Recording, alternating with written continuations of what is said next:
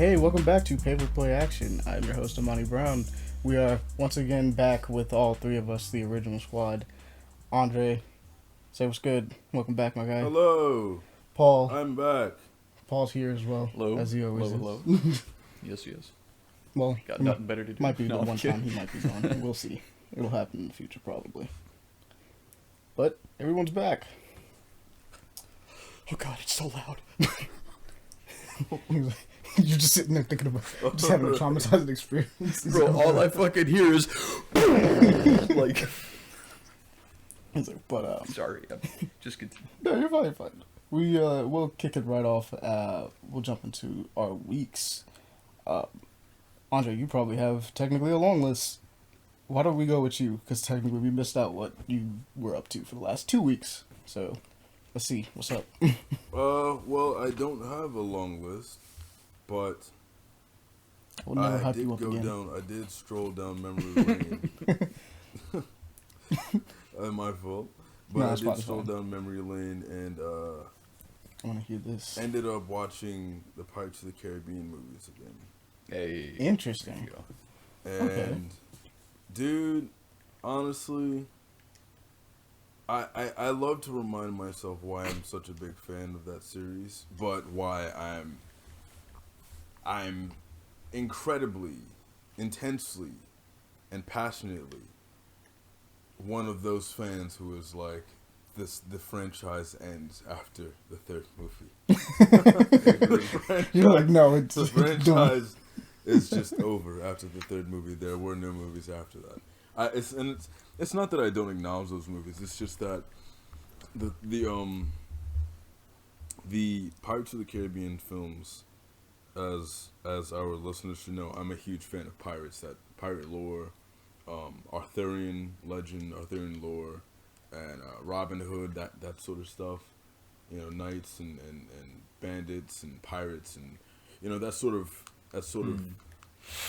era. I love that shit. But pirates It's cool. is at the top of that because I love how free and how I love that pirates, for some reason, it is perfectly. You can have a pirate story that has no magic in it at all, and nothing crazy, nothing supernatural like, or you can have a pirate story that is balls to the wall. You got curses everywhere. There's some sort of MacGuffin. There's outside of a treasure. And that's what Pirates of the Caribbean capitalized on. But I think Pirates of the Caribbean as a series, as a franchise owned by Disney, is something that proves just how bad a formula can be, whereas the Marvel Cinematic Universe proves just how good a formula can be when the formula makes sense. Because as you start to watch the Pirates of the Caribbean films more, you start noticing that their film almost becomes their gimmick. Like it's like each film is after movie one and movie two, movie two solidified that this is that Pirates of the Caribbean feel, because it's like you see Jack Sparrow doing all the stunts and the theatrics. It's very reminiscent of the first film. And you're like, oh, this is their world, this is their universe, this is the kind of pirate story that I'm into. Look at all these incredible shows of drama and incredible set pieces and performances. All these incredible dramatics. Like the wheel in the second one, and this incredible whirlpool scene, final fight at the end of At World's End. Yeah, that was really cool. That one is man, at World's End. Like, honestly, Pirates of the Caribbean, Curse of the Black Pearl, Dead Man's Chest, and At World's End, I think got better with each film. But as soon and the third film is what capitalized on it. It was like, all right, and now we get our last bang, our last hit of this. And they went all out. And they went all out, and it was the formula that had been established in the second movie as far as it rooting. This is what Pirates of the Caribbean is for our franchise, because we started it in the first film and you notice it because they're doing it again in the second film. that was just a perfect way to end it. But then come the fourth film and the fifth film, you're like, all right, this is something to drag on a little bit, and it's just, I'm sure a lot of the people who are listening now will have at some point seen that movie, regardless of me mentioning it. Seen all those movies, regardless of me mentioning it. But I it's such a cool. It's one of those movies, those franchises that, let me say trilogies, because I can't talk about the fourth and fifth one. I just can't. He's like, it just hurts my soul. I just can't, man. Those things. It's not that they can't be acknowledged, because I love Johnny Depp and he's in them. He's Jack Sparrow. I love Jack Sparrow, but nice to have him damn, back. man, it's just not good, man. I heard a thing about what was it, the last two, and like why the fifth one is almost works but still doesn't, is because of Jack Sparrow. Oh yeah, he carries like those movies from what I understand. Like it was that he really isn't the carry of the movies, and that in the fourth one they really tried to push that he was, or he could be. Let me turn my mic down a little bit. And by going for that pure whimsical stuff instead of like having the other characters to balance it out, it kind of like killed it. I would agree. Yeah, fair enough. I would agree, because he's there, and the movie's about him, of course, because it's about what he wants and Jack Sparrow shenanigans. But the fourth movie in particular, I didn't feel his presence really. It was weird, but he was there, so he's carrying the film almost like this visible ghost in my mind. That it's just the essence of the films was gone. I can feel how they're milking that cow for everything they can get out of it. Every cent, every dime they can get. But you're talking about a franchise that brings people back to the Disney ride, Pirates of the Caribbean, where it all started. It is a good ride. I definitely needed to travel back throughout my childhood just recently, so that was great for me. But I bring it. It was even better for me because, like I said, I got reminded of how certain formulas work in film when it makes sense. Because the Snyder Cut also came out, and there were people who were talking about, before the Snyder Cut came out. I'm not going to mention anything about it unless we do end up talking about it. But before the film came out, people were just saying their, posting their videos and saying their dues about who. So I guess this is what else I was up to. Okay, so let me make sure. Did you watch it officially? I got to right up to the first fight with Steppenwolf that the Quasi League is at.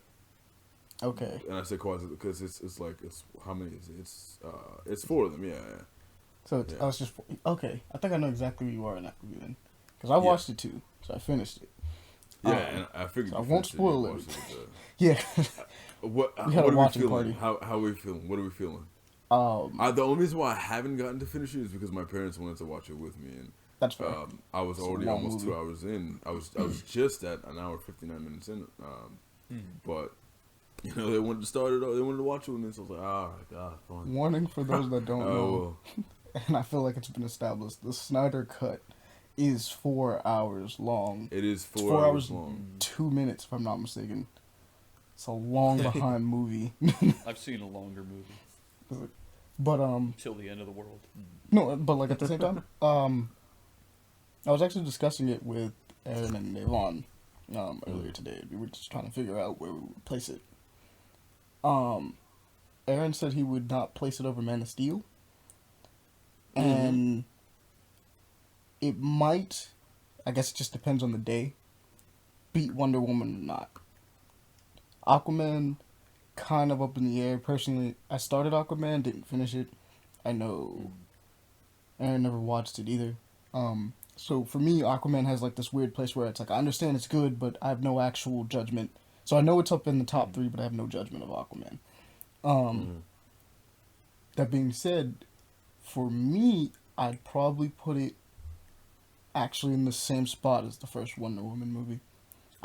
Because Wonder Woman is great, honestly, up until that third act, and then like it really drags down the film.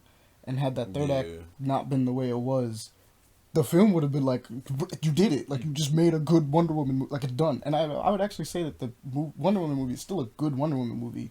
It's just not everybody Yes. agrees with that last act. It's like, it's just kind of, eh. But, I think that the last act isn't strong enough to take it down from being a good movie. I But agree. it is enough to take it down. It takes the character down to nonsense Yeah. that makes the rest of the movie Suffer for it's it. Like, well, yeah, it's suffer for it because it's oh god, this I hate to I hate to compare it to this, but it's like getting riled up in the bed by your lady friend, right? Right? And then right before it happens, she just stops. Just walks away. That's how, yeah. And it's just like, yo, why?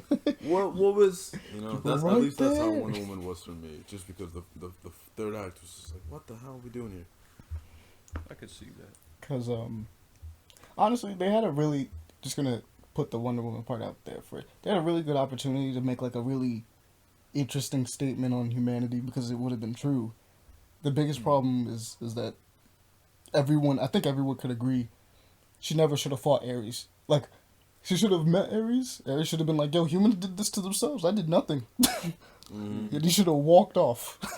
Should have walked off, and they could have had that final act play out with them essentially trying to stop the plane or whatever, and her coming to terms with the idea that, like, humans are lost, I guess. Which means that, like, I guess I have to stay in order to help them. And that movie would have ended great. It would have been fine. I would have loved if Ares did acknowledge, he was like, I am growing stronger with this. Yeah. I will admit, yes, I'm loving growing this. stronger because of this conflict. But I am not causing this. I'm I'm not causing this at all. I'm sort of just sitting back and enjoying the meal. You know? He's like, you feel me? And that would have been Because dope. that would allow me to see him as like, okay, he could still be a threat. Because even without his influence, he's able to gain power because of the flaws of man.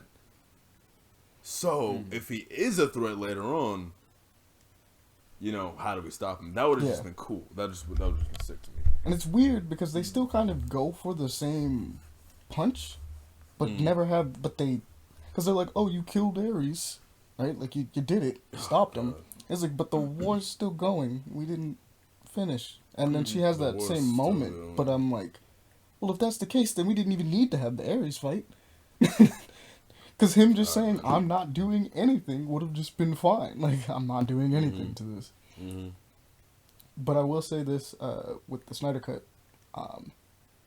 it's a lot, it is two, okay, in a lot of ways, this is two movies put into one, but the way this is done, you cannot actually split this into two parts. It's very obvious it's supposed to have more to it. Go like another movie or something like that. And I see why it couldn't work in theaters. Technically, personally, I feel like you could do a 4-hour movie or a 3-hour movie. No problem in theaters. You just have to either have an intermission. A 4-hour movie specifically is like, okay, have an intermission. Kind of like the Let people have Hateful some snacks. At the 2-hour mark, just let people go. Get some snacks, whatever. They can come back, continue watching the movie. And it's fine. You can do that. But movie theaters don't like to do that. Or not even movie theaters. Companies don't like to do that. Like, they just don't want to do that kind of thing. Because movies would just, honestly, movie theaters would benefit from it. They'd be like, oh yeah, sure, you get an intermission, you get to come get snacks, everybody gets to buy Get one, some like, popcorn, of go course. right, But they just don't want to. The way this movie plays Is my out, mic too loud? Or is this okay? without any spoilers, don't worry, I'm not going to do spoilers. Just came out like yesterday, if not the day before, so I'm not going to spoil anything for anybody. But God, this movie's so much better than what we got originally. The thing we did right afterwards, like after we finished it, we we went back and looked at clips from the first one. And the first thing we noticed was like, yo, the color in the first one like pops. Like it's like the color grading is very different. Snyder Cut is dark, which I mean I guess makes sense because that's how he was doing his movies originally. They were all very dark. And considering And Andre, you will understand when you watch the rest of YouTube, Paul. Considering where the movie is going by the time you guys get to the end of it, it is very clear they were heading in a very specific direction that was a lot darker for the DC Nightmare. universe. Right. Well, yeah, actually, believe it or not, it's very... Because the Nightmare one in the original Justice League is kind of like, oh, this is a possible future, we might be going towards that, but we don't know. In the Snyder Cut, one, that scene doesn't happen until, like, the end of the movie. Yeah. And I can say this because it's like, for me, I was sitting there waiting, I'm like, we still haven't had this nightmare scene at any point. Where is it? And then I got to the end of the movie and I was like, oh, there it is. But Oh, this is a boss fight. Oh, this better be difficult. I will focus. No worries. Keep going. but that nightmare scene inherently, where it is way darker than what Justice League initially had us thinking it was. It's the best way to describe that. It's like one of those things where it's like you get to it and you're like, yeah, that's a way worse context for this. This is way worse. Right. Okay.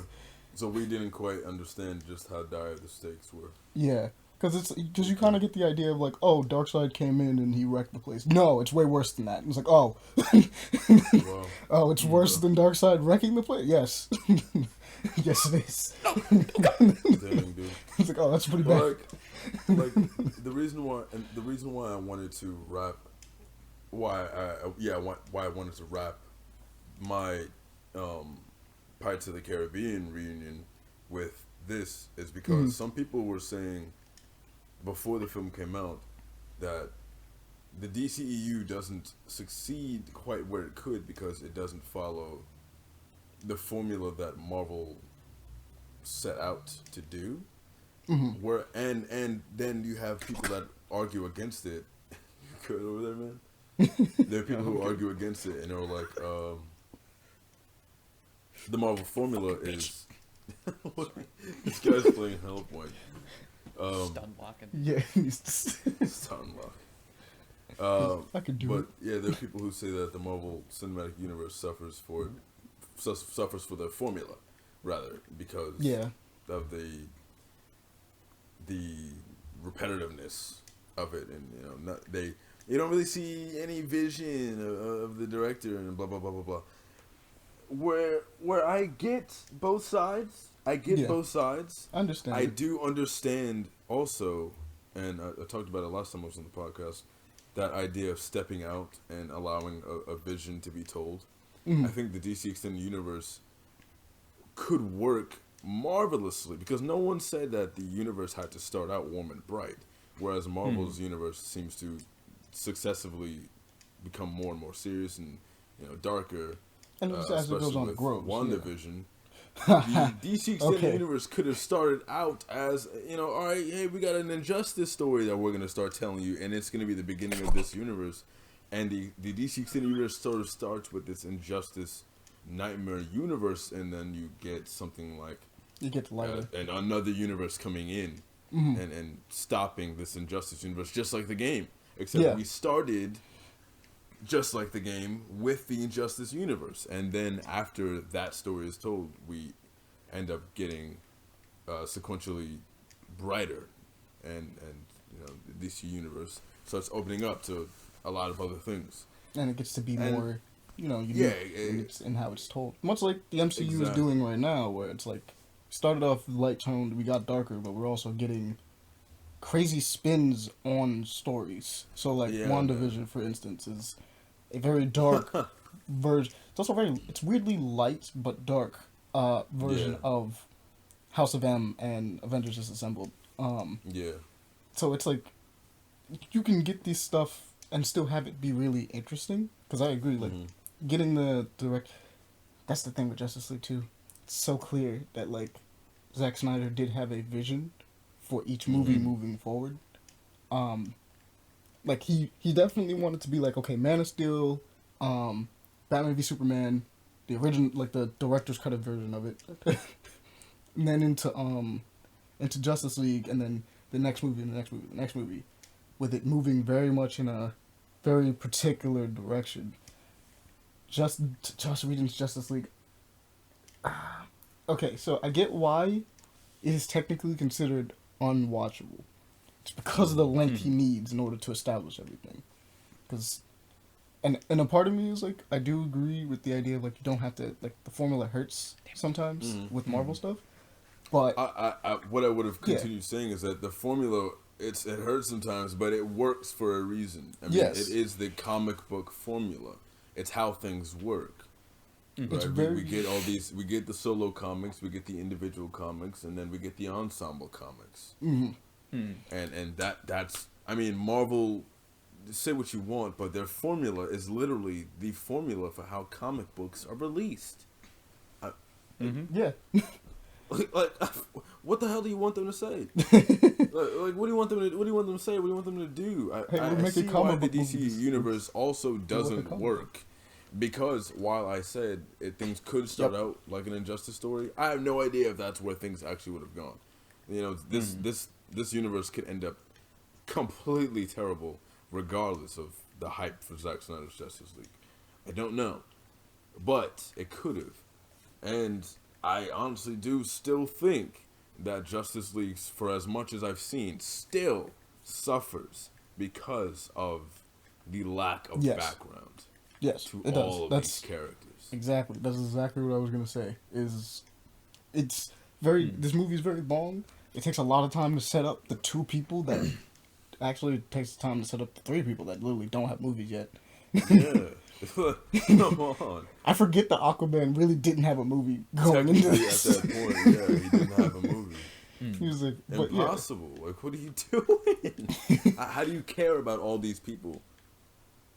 And how do you care? They do a good job. The Zack Snyder one does actually a really good job at setting everyone up. Flash is still cringy. Oh my god, that was the one thing that we couldn't stop messing around with. I'm gonna tell you this right now. If you hated how Flash ran in the previous one, they could not fix that. No, they do better scenes, so that it doesn't look as bad in some instances. But they could not fix how Ezra Miller runs. I have no idea why they made him. I don't know if they made him run like that or if he just can't run. I don't know. And they were like, "Damn it, we've already cast him." Exactly. I really don't know.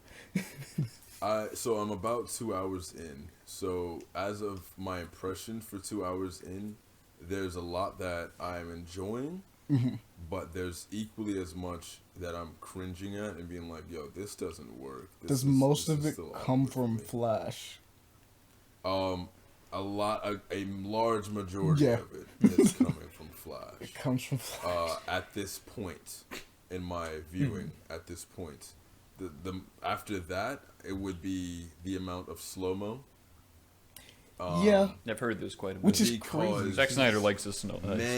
Zack Snyder loves him some slow-mo, but it's like he turned that dial up to 100 on this. He loves it. He's like, it's my movie now. It's weird. It's like the weirdest thing ever because it's like it's very clear that he loves it, but the other thing is that Zack Snyder also knows how to do speed right at the same time. So like. In the beginning of this movie, because they have the Wonder Woman scene from the previous movie. Oh, except God, they just don't slow anything down. Now. They just don't slow anything, and it's clean. Dude, I rewinded it. I saw that clip like 4 times. Yeah, it's stupid really good. fast. It threw us. Yeah, it threw us off. We was watching it and just immediately had this whole like, whoa, wait a minute. We're just Zack doing Snyder like this. knows how to do action, but man, this just is loves slow motion. His slow motion, like it's just. All right, God, I don't want to talk about the film specifics, but there is a scene where the Amazons are attacked in the beginning of the film. Yeah, I mean, that was way too much slow motion for me. Also, there are some really weird song choices. Yeah, like the songs that are used at certain points. All right, so there seems to be scenes that are. I don't know if it's the writing. But it's just the dialogue is awkward, man. The dialogue is awkward at a lot of times for me, man. That's right. I'm like, what this this is weird. All right. There was this moment of I'm not seeing the chemistry. I'm not seeing the chemistry yet at all. there are a lot of moments of awkward writing, but also these, and it seems to keep going back and forth for me between awkward writing and really cool writing and cool action. Yeah. So it's awkward writing and slow-mo and weird music choice, bad music choice even, and sick writing, amazing action, and it's like just the nicest amount of like fan service. Just I will ask this. Cool, to you, you know? Because I'm wondering if one of the awkward music choices is this. Because I didn't find it awkward, but I know during my watching experience with the boys, they found it like a bit awkward. Wonder Woman has a new theme in this specifically, and I'm wondering if it's that theme. Is it that one of the ones where I mean they have a couple other ones in there. But I have heard about this new theme. I haven't gotten that far to it. Oh wait. Is that theme played in the beginning? Mm-hmm.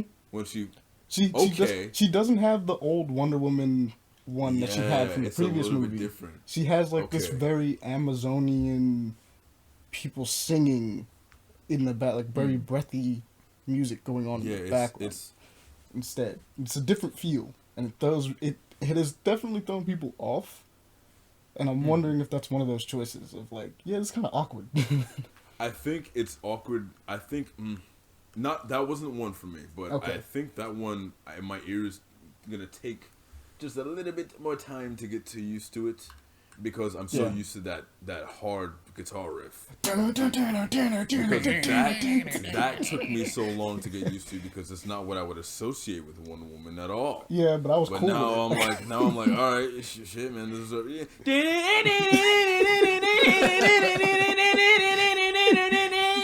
You just got used to it. All right, I guess this is where we are. No. I did want to say this too, like, Dude, with, it's sick. It's sick. I wanted to say with Zack Snyder, you know what I think his big issue is? Yeah, go ahead. It's almost like Michael Bay. He is a slave to something big, and so like the streaming services are kind of like where he needs to make movies from now on, because he can just make those big long movies. You know. That's I feel that makes sense. Yep. Actually. So I'm gonna say very quickly about the music choice that I was thinking of. What the fuck is that? Comment on that. Sorry, it's a Cthulhu thing, bro. Oh god, that just took me out. I know. But yeah, I wanted to comment on that. But you're gonna have to remind me about that. The music choice that I was thinking about, as far as how far I've gotten in the film, is when Bruce Wayne is meeting. He's meeting what's his name, Barry Allen. There is like it's like supposed to be funny. It's a funny scene, but the dialogue for me was not funny. That's true. And the music at some point gets very like it gets very like high and intense and high energy and like actiony, like dune and but nothing's happening. And nothing is happening, dude. They're just talking. They're just talking, bro. I was like, yo, what is this? My mom came in. My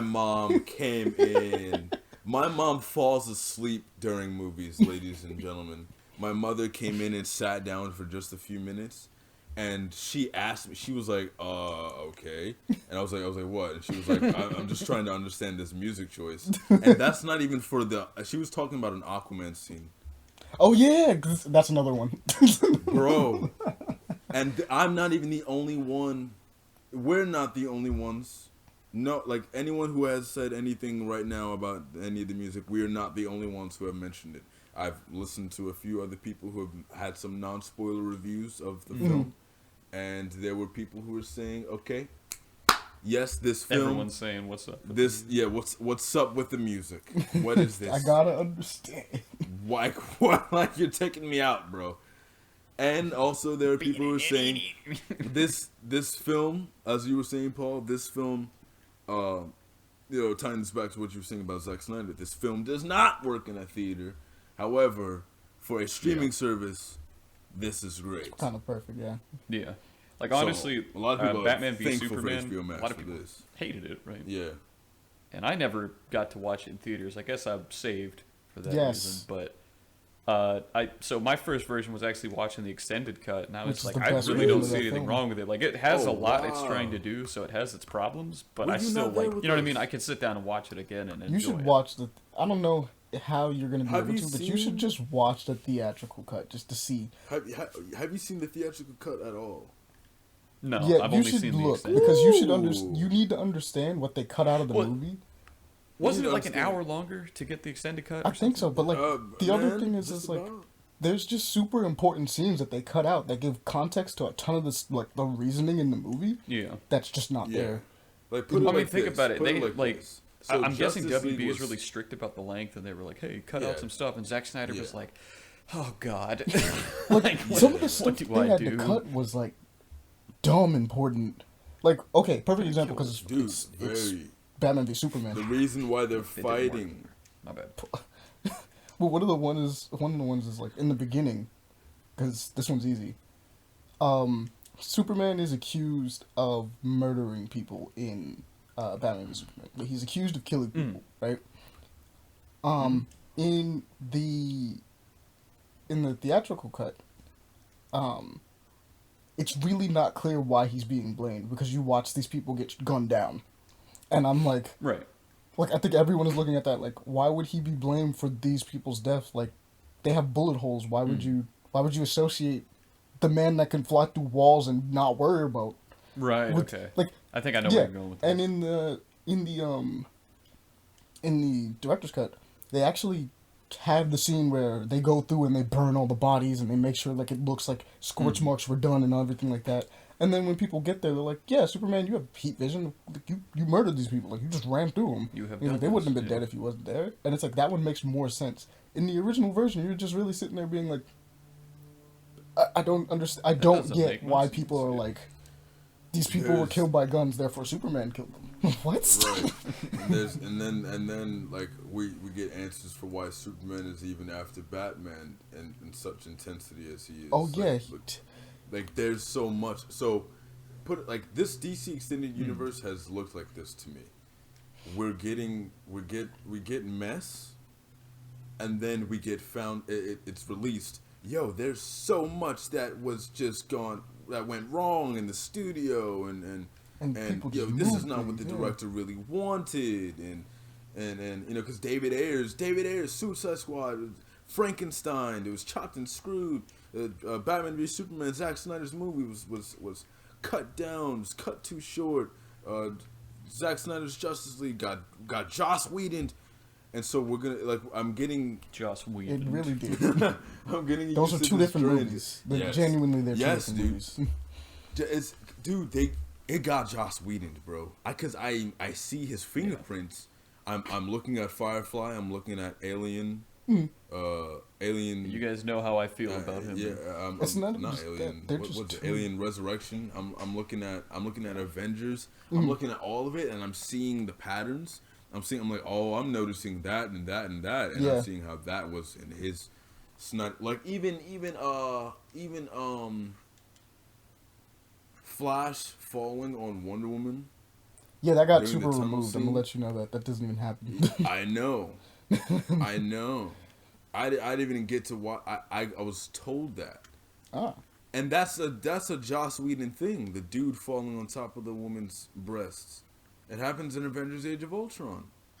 you're right. It does. To I do forgot what? about that. Bruce It's Banner yeah. falls on top of Black Widow. Yeah. Joss Whedon does this kind of stuff, man. He's gross. He's gross. It's meant to bro. be combo, but it's just kind of like, all right, I guess. And Gotcha. It's like he Dan doesn't- Snyder with kids' feet. It's weird because it's like an anime moment happening in like a live action show, and it makes you kind of go like, wait a minute, what am I?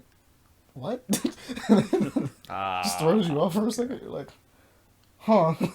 This is not really what I had my brain set to, but alright. Put it like this though. Or Suga.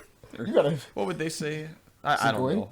I feel like that was bad. Never mind. Amani, would you say at this point, as of seeing it, because I'm still not like confident in the rest of the DC extended universe, I think they should reboot just as Oh, dude. they are rebooting Pirates of the Caribbean. They to, here's the deal. tie back to my Because they topic, already went my- on my- record. and topic. said that Joss Whedon's is the one that's canon, which I'm like, that sucks. Oh God! No, they that's said really this dumb. before I watched the movie, and I'm like, oh, that's kind of lame, but I There's mean, I no guess point whatever. Even putting this out. Now that I have Why do we seen, have this? I've seen the whole movie. I'm like, that's a crime. This is an actual crime. Wow.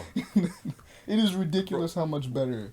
No, dude, no one's gonna Zack acknowledge Snyder's cut. that as canon. Why is it? I got a question. Why is it they changed Steppenwolf? I was watching clips of the actual Steppenwolf. Like, even though the CGI seems a little like unfinished, you know, he doesn't quite like stand into the I'm gonna environment. be real. He looks better in this movie, Bro. Of Yeah, that's what I'm course. saying. He But- looks phenomenal. And he sounds phenomenal. It's how I imagine the fucking They guy. actually make Like, him more of a character. not like, I made it fucking. You know, wow, that's so loud. I'm so sorry. They actually, I they just actually make looked him at more of a character in this Yes. one. He actually has Yes. motivations and things of that nature. Yes, that's something I loved. Is my Seeing, mic like, too loud, guys, or do I need to turn it down? That's That's just fine. you. Your mic I is personally fine. It's just loved. you. Okay, it's just whenever I get loud, it gets louder. Gotcha, that makes Yes. sense. I personally loved how much how quickly I was like, damn, dude, I really feel bad for Steppenwolf right now. Mm-hmm. I get it, you know. He's like he is. I can say this, but I this get part will it. be fine. But he's a disgraced warrior trying to prove himself. That's the deal Yeah. in this one. They're like, yo, we don't trust you, and he's like, well, I might have stumbled onto something big, so like, give me time, and I got you. Like, I'll prove my worth again. Essentially, it's really cool.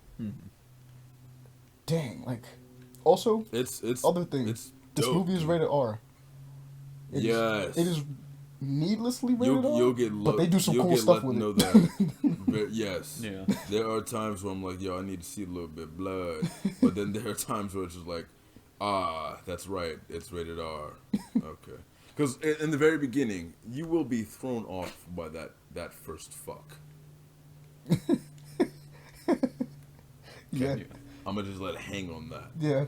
The first time you hear that in this Superman, Batman, Wonder Woman movie, Justice League, superhero Flash, and this movie that has a cartoon, dozens of them about these characters. When you hear that F word, You know what's when crazy? you hear that first guy say fuck, you will be like, oh, whoa. Oh, right. it's rated R. I think there Almost are forgot. in this rated R movie. I think, and don't quote me exactly on this, but I think there are two. I think there are actually two. I've heard both of them. F-bombs? You've heard both. There was one Then there are in the three. very beginning. Hold on. Dude, I remember. Three what, hearing- I F-bombs? remember Yeah, hearing if that's the two. case, then Yes. there are three. 3? Okay. I mean, it is rated R. And They can I'm gonna be use real. that. I didn't notice Yes. until the last one. I did not notice until the last, and the last one stands out because it's so emphasized. It's like, I'm gonna be real. You're gonna get to it, Andre. You're gonna like, yeah, that one's pretty emphasized. Like, it's the character that's coming out of and everything like that. You're like, oh wow. Oh, there it is. Wow. I haven't watched it obviously, but I saw a clip comparing like the Wonder Woman in the beginning, you know, Yes. versus the Justice League, and when she says to the guy whatever her line is, you can see where it's like reshot. And bro, I just don't understand Joss Whedon's like decision there. Like, it looked so badass. And Yeah, then I don't know. Zack Snyder, like every shot he gets, like, problems or no, man, he knows how to frame a superhero. And I'll be honest, I fucking stand by him on the square, like the letterboxing, you know, because like, my God, I see what he means about bringing the verticality back. In every clip I watched, like, I felt Yeah, it. Like, the widescreen kind We of took it actually away. noticed that, shit, immediately when we went back to look at the old one, and Yeah. Gabe actually pointed out, he's like, I actually kind of like the shots and how they're done in the Snyder Cut, like how, because we saw like literally Yeah. the same scene. We went back and watched both Wonder Woman scenes just because, and we was just like, Yeah. man, he's not like, we're just looking at it and it's like, yeah, it just looks better, like with the way it looks. That's like, Yeah. I saw a clip of what was it? It was the clip of Avengers Endgame, you know, when everybody's coming back, and then it like shows the camera like pan up, and like you see all these people standing there. But honestly, bro, the widescreen does kind of take away from that, and then you see that shit happen like in every clip I saw in Justice League, and I was like, wow, that really frames them as heroes. There's something to that. So I hope Marvel kind of maybe it does that one day. That'd be cool. You know, maybe make your Silver Surfer movie. You know, Marvel, make it all retro and Look, give man, me a maybe we'll get the last- Marvel really needs to make more stylistic decisions, and I think they're on track for that. They're doing that now. They are doing that. But Oh, they are good. yeah, In fact, I'll admit, But because most they, of the Marvel movies recently have been, and even the shows, obviously, but like the Marvel movies specifically recently have been more so. It's a superhero film, but it's also this other thing, and they really like emphasize. Yeah, the like other Thor was an '80s movie. thing. Yeah, and Spider-Man. All the Spider-Man movies are like coming of age, going on vacation, like teenage movies, quote unquote. So it's like yeah. they had this really different style to them whenever you see them now. Like I was gonna say, obviously WandaVision being the one that's just kind of like, we're just gonna bounce between as many styles and be psychological. I still gotta watch that. Man. Yeah, Haley man. give me his login and It's- everything. I still. It's very good. Oh God, it's good. I see you Oh watched God, it. it's Yes, good, dude. So yes, much it was is. spoiled for me on Instagram. Oh, Oh, really? God, man, so much was spoiled in me, dude. Have you actually God, watched it yet, I- though? Yes. Okay, cool. Cause, yeah, you really couldn't wait on WandaVision. I found that out real soon. I'm like, You Jesus. can't, bro. I was because watching I'm it the kind of with guy people who and we're hates getting spoilers. spoiled. Like I was watching it when the episodes were coming out, and then I would just get a random thumbnail or something would just appear, Yes, and I'm like, man. bruh. Oh, God, bro. what the fuck? Dude, the comic book Just section of Instagram, Rage. the comic book side of Instagram, that community, like if you explore and all that, dude, picture after Spoilers. picture after picture of spoilers, man. Like, oh God, you're talking about reveals as far as a certain character's appearance and Yes. whatnot. And I'm like, God like, damn it. come on, bro. Come on. I'm like, we couldn't shut up for this for like 24 hours. You're talking, I had- Amani, you're honestly, I talking had about most of the spoilers things of a spoiled for certain me. character, Yeah. a certain actor, Yeah. being in here, bro. Yeah. You're talking about That's how I spoilers found like out. that. Honestly, was Instagram. I was like, oh, that's cool. I guess. Thanks. Yeah, that one was like, oh, yo, you know what would have been great if you had shut up about it. right, dude, come on. Shut your mouth before I pounce. You know what I mean? Right. That one was a cool one, though. Don't fall. Yeah, there we go. Give me that. Someone compared that scene to like another reveal, and like that happened in the MCU. I can't remember what it was, and I was like, "This is actually a better reveal than that." Like I don't know what you mean.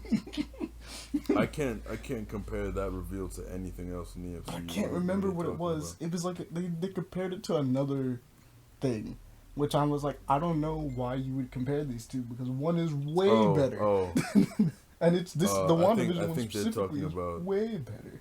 I think they're talking. I've said this about, one too many times, one in but Spider-Man: Far From Home. y'all know for sure. Think. Y'all can't go watch Silver Oh, no, Surfer no. in theaters with me, right? Oh well, no. Like, I've yeah, told we you know why. You've Yeah. So for the viewers at home, and I don't mind making this joke. This is the funniest thing I've ever like said. you And said it's it kind of true as Oh well. God. So it's kind of true. So you mind if I say it, guys? Yeah, I fully dude. intend, when I see that movie, to ejaculate from every orifice. I will eject all of my bodily fluids and transcend humanity. Because I've been Does waiting. that count as transcending? brother. To just lie there in your own filth? And just, oh, yeah. Does I mean, that why count not? You as know? transcending? I'm just saying, man, like the whole, like, Silver Surfer back in the day on Fantastic Four did not get me. All right, I was like, oh, that's cool. It was cool how they made the buildings look like waves, but it didn't get me. I just fell to my death. Fucking bitch.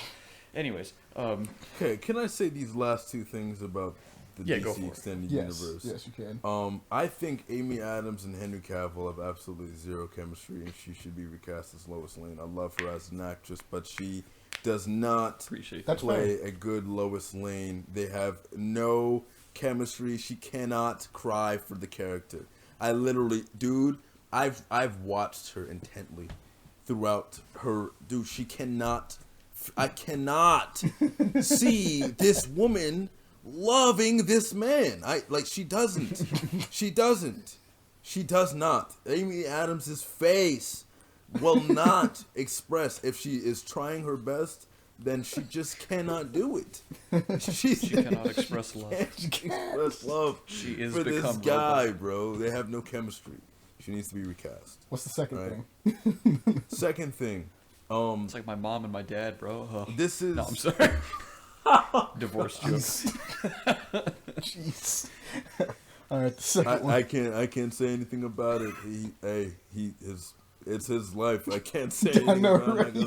right? Why would I? But the second thing, because this is released on this video, if Paley sent this in the chat and say anything about it, I reacted to it with an emoji.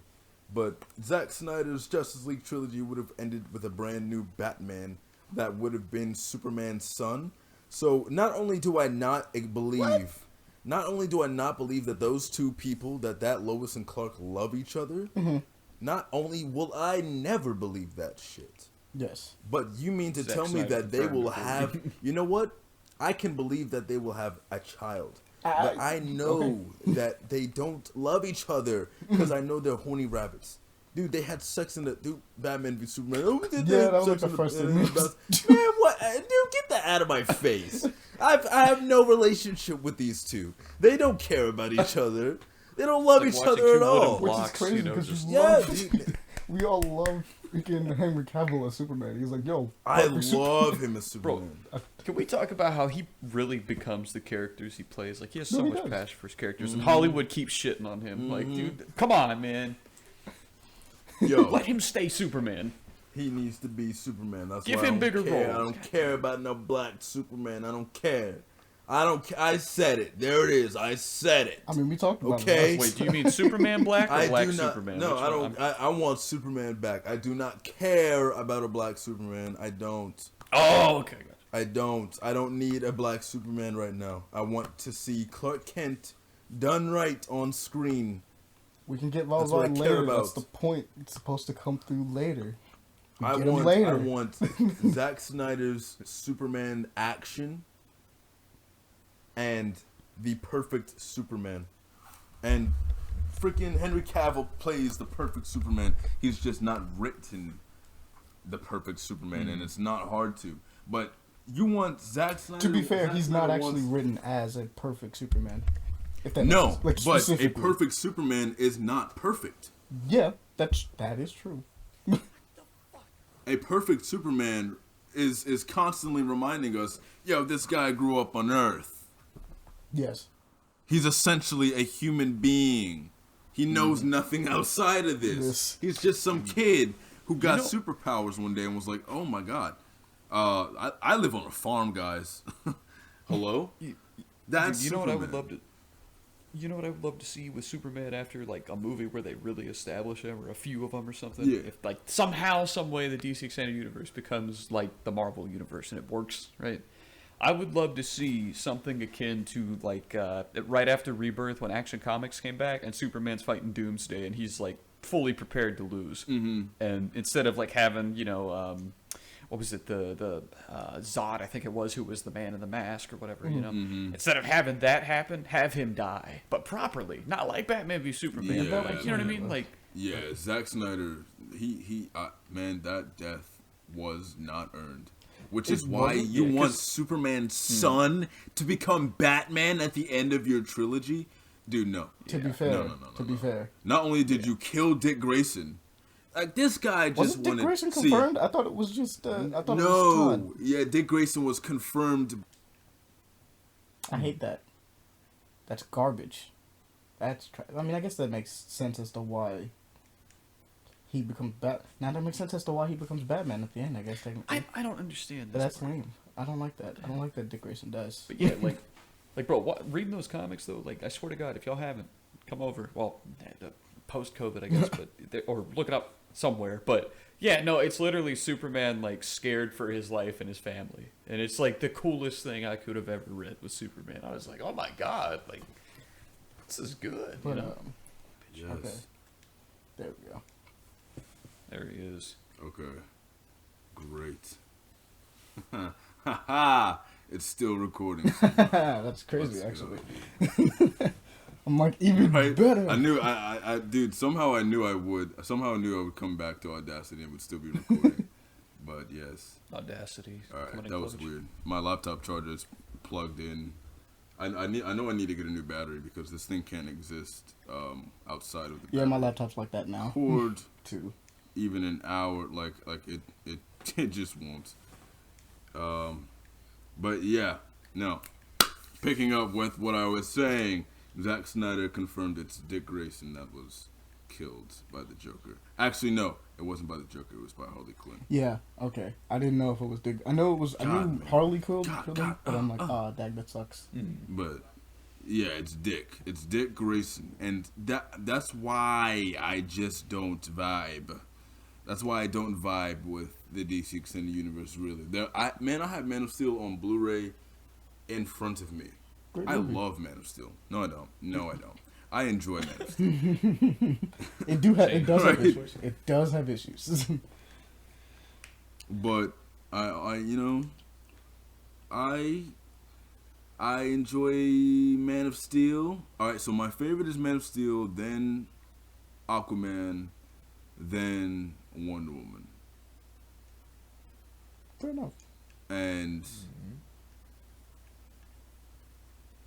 then then Batman v Superman's warehouse scene. Yes. You know, Batman That knocks scene, everyone out with in bullets. particular is just Yes. better than that entire movie. I'm not even gonna front. right? So, quick question now. Let me sidetrack, because this is what a lot of people, and like I said, my week was sort of prepping. I was doing a lot of stuff, but I was prepping, and I'll actually say I was prepping for it during my week. I talked about Pirates of the Caribbean, which is what I did, but during the week, I guess I prepped for Batman v Superman by watching people's opinions and whatnot on it. And a lot of people had something to say about Darkseid, and Darkseid's look got updated throughout, It the week and a half and 2 weeks, however long that we were getting clips released for the film. But did you guys get that image that I sent in the Discord chat? Oh wait, no. Oh, I sent it in the wrong chat. Hold on. But Let me send it to this one here.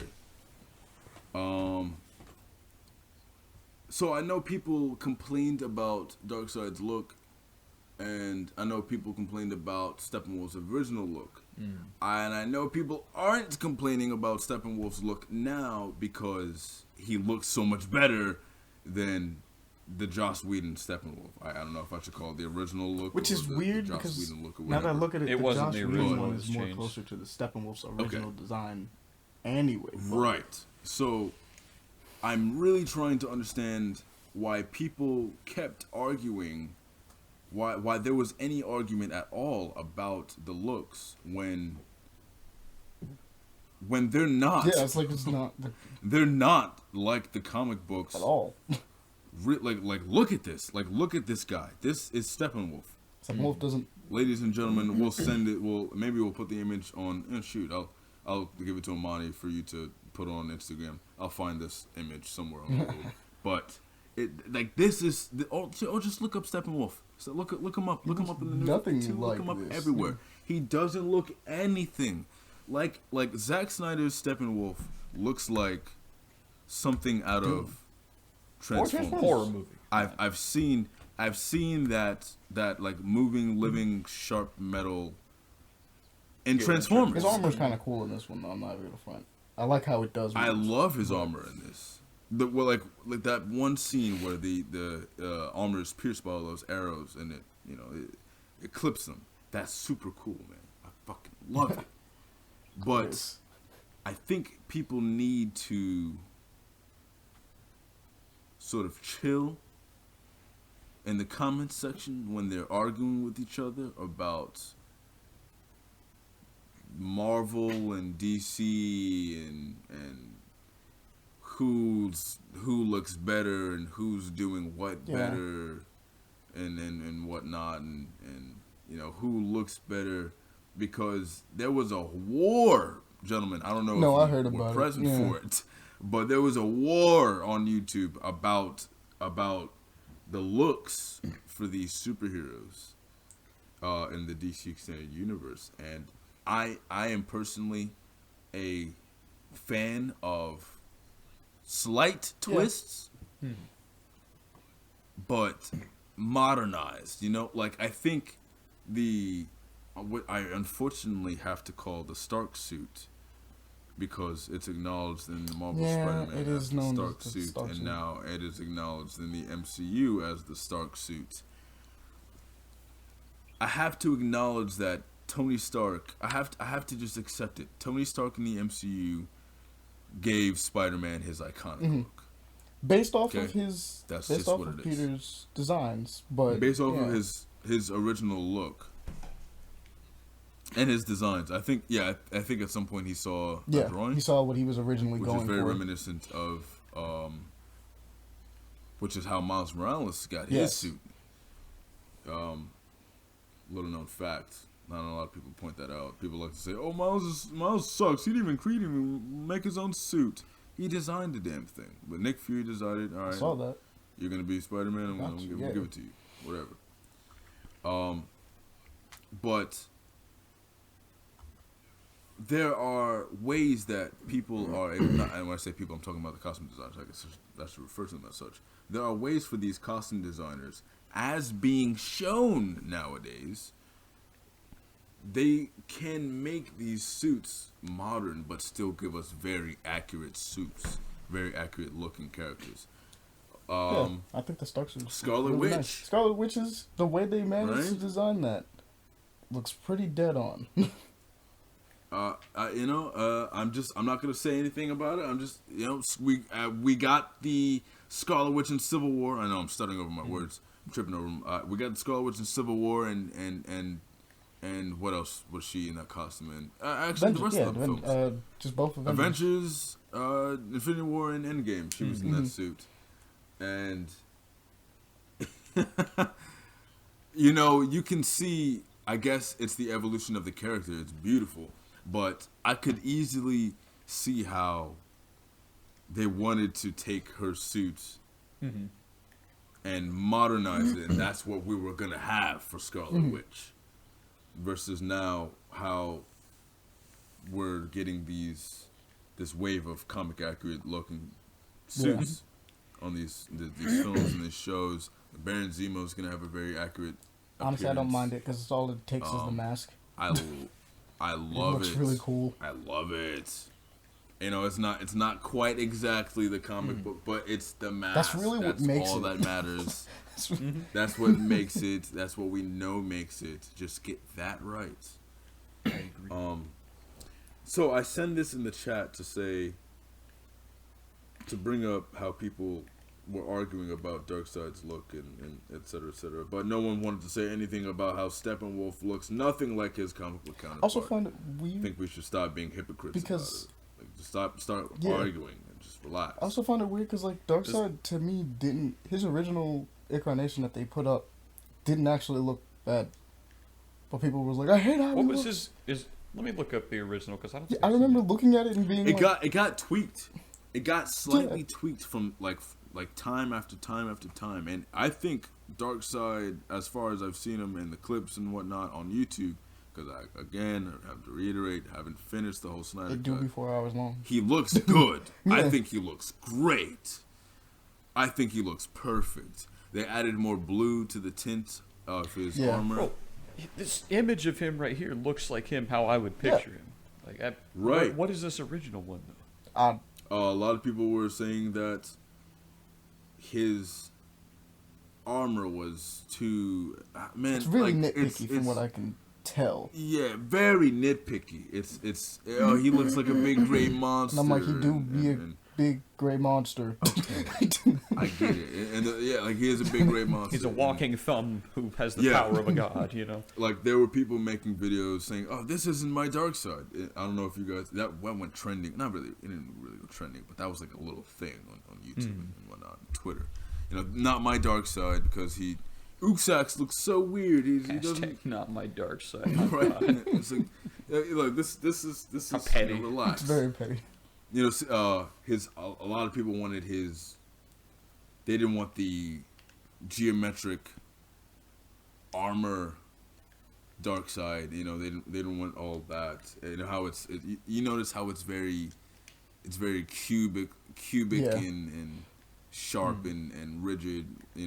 They wanted something more akin to what's that show called? Justice League Unlimited. Oh Dark Side. yeah. Okay. The Justice League show Dark Side. You know, just the cloth armor, He's just suits look. doing this thing in his, I guess, casual. But then clothes. you'd have people in the comments saying, "But Injustice, Dark Side has that armor and it's sick." It looks So good. they're using inspiration from things still. Stop complaining. And ultimately, Stop they the just need to just stop complaining. Stop the madness. Just let whatever they're going to do. Granted, I guess what I just want to say is don't be hypocrites and stop yelling at each other in the comments, because we can still call them out. The Batman suit in Batman v Superman was far better Looks so than good. the Justice League Oh no. suit. You said the Batman suit? He's still like the suit is And Batman the v same Superman. until actually the last bit of the movie where he actually. I pads it up. like his I like the beefiness of his It's really neck. nice. I don't know why. It's just really cool. And the fact that he can turn his Yes. neck.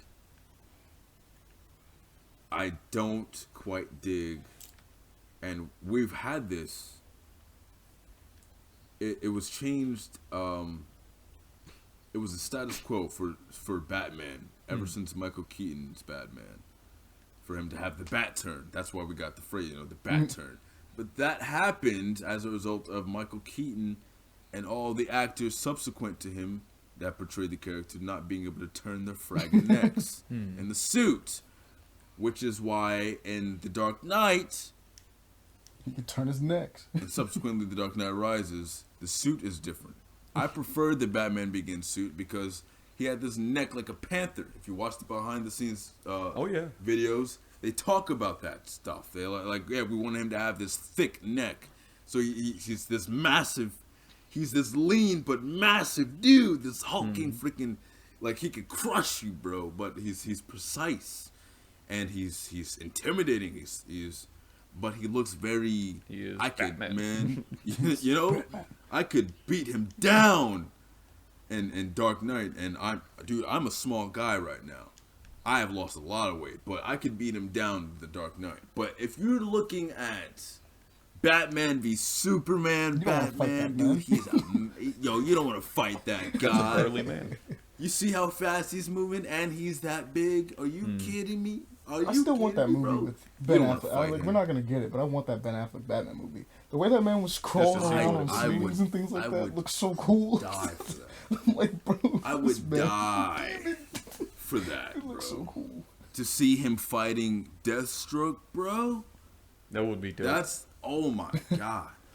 And it's things like that where I'm like, restore the Snyderverse. Please. Because I want to see that. But I do not want to see Superman's son become Batman. I don't. From what I see understand that. and how they were gonna do it, the idea would have been is that Batman doesn't exist anymore by the end of the show. Like by the What? end of it, like the idea would have been based on based on what I understand. It would have been, No! It would have been Oh, Endgame. God. Like actually, since we're not gonna get it, from what I understand, it would have been Endgame. Is the idea. Where at some point we would have sent Flash back to change fate, and Batman would have had an Iron Man moment. Is essentially the idea. So, which is why his son picks up the mantle of Batman, which brings up the interesting point about us originally talking about Batman with superpowers would be kind of lit, low key, just to have it for the one time. Dude, you Get a have fucking that. lantern ring at some point. You have No, but that. yeah. Yes. He's used the lantern ring on multiple Yeah. occasions. But you have a Batman with superpowers. I know, but we don't get that in movies. His name's Duke Thomas. movies. Name it, dude. In Dark Knight's Metal. No, not Dark Knight's Metal. In what is it? It's the Dark Multiverse comics. Oh yeah. They have like all of those are like weird because they're the dark multiverse. So like none of it's what you exactly Yes. want. It's like this Batman that's a Superman. No. That kills people and murders them. Right, but yeah, Dark I Knight's have Death Metal, fantasies or it's Tales of the Dark Multiverse. Yeah, Tales of the Dark Multiverse. That's it. Tales Maybe of the Dark that's it. Multiverse. Whatever. Yeah, that dude, there's this really cool stuff that goes on with Duke Thomas. What else was going on in my week?